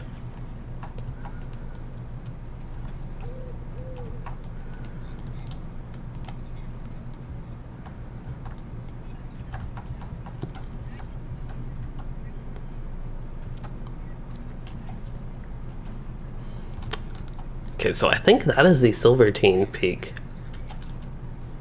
for Moria. We're now a little bit closer to it. A lot of clouds up here. It's kind of like, I feel like these type of clouds they introduced first that I actually remembered and paid attention to was actually the Wells of Flame Flood zone.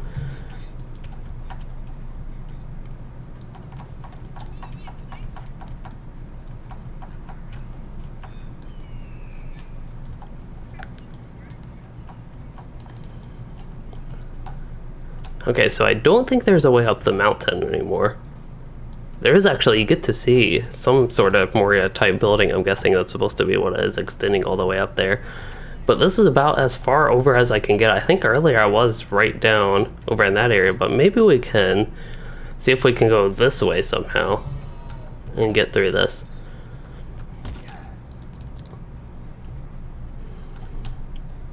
But still some neat scenery. That you can actually get to, I know, in as animals are. It's like an actual place, but I don't think we can get up there in this, because the way to get up there that I remember in as animals are is to go this way, that I couldn't go on this character.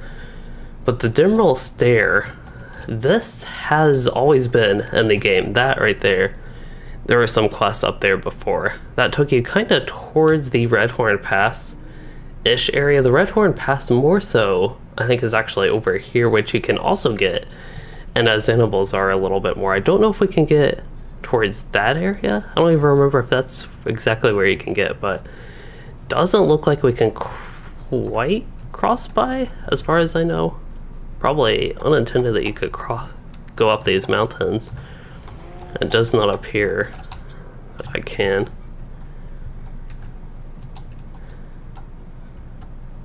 That looks, from here, that looks too steep to climb just up that way, and if I remember correctly it is, but yeah, that is about all the exploration I feel like I have to do. If I don't get killed by jumping off here, then there's one more thing I can try. And yeah, I died by misadventure, but I was pretty much wrapped up anyway. Actually, this could take me closer. I just wanted to see what was on this end of the lake. I don't think there's anything to climb up there on based on what we saw earlier, and just based on what it looks like right now.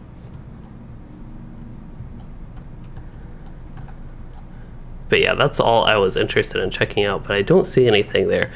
So as far as this stream goes, that is actually all I have as I'm swimming in the mirror unintentionally. Maybe I'll go ahead and take this character debris.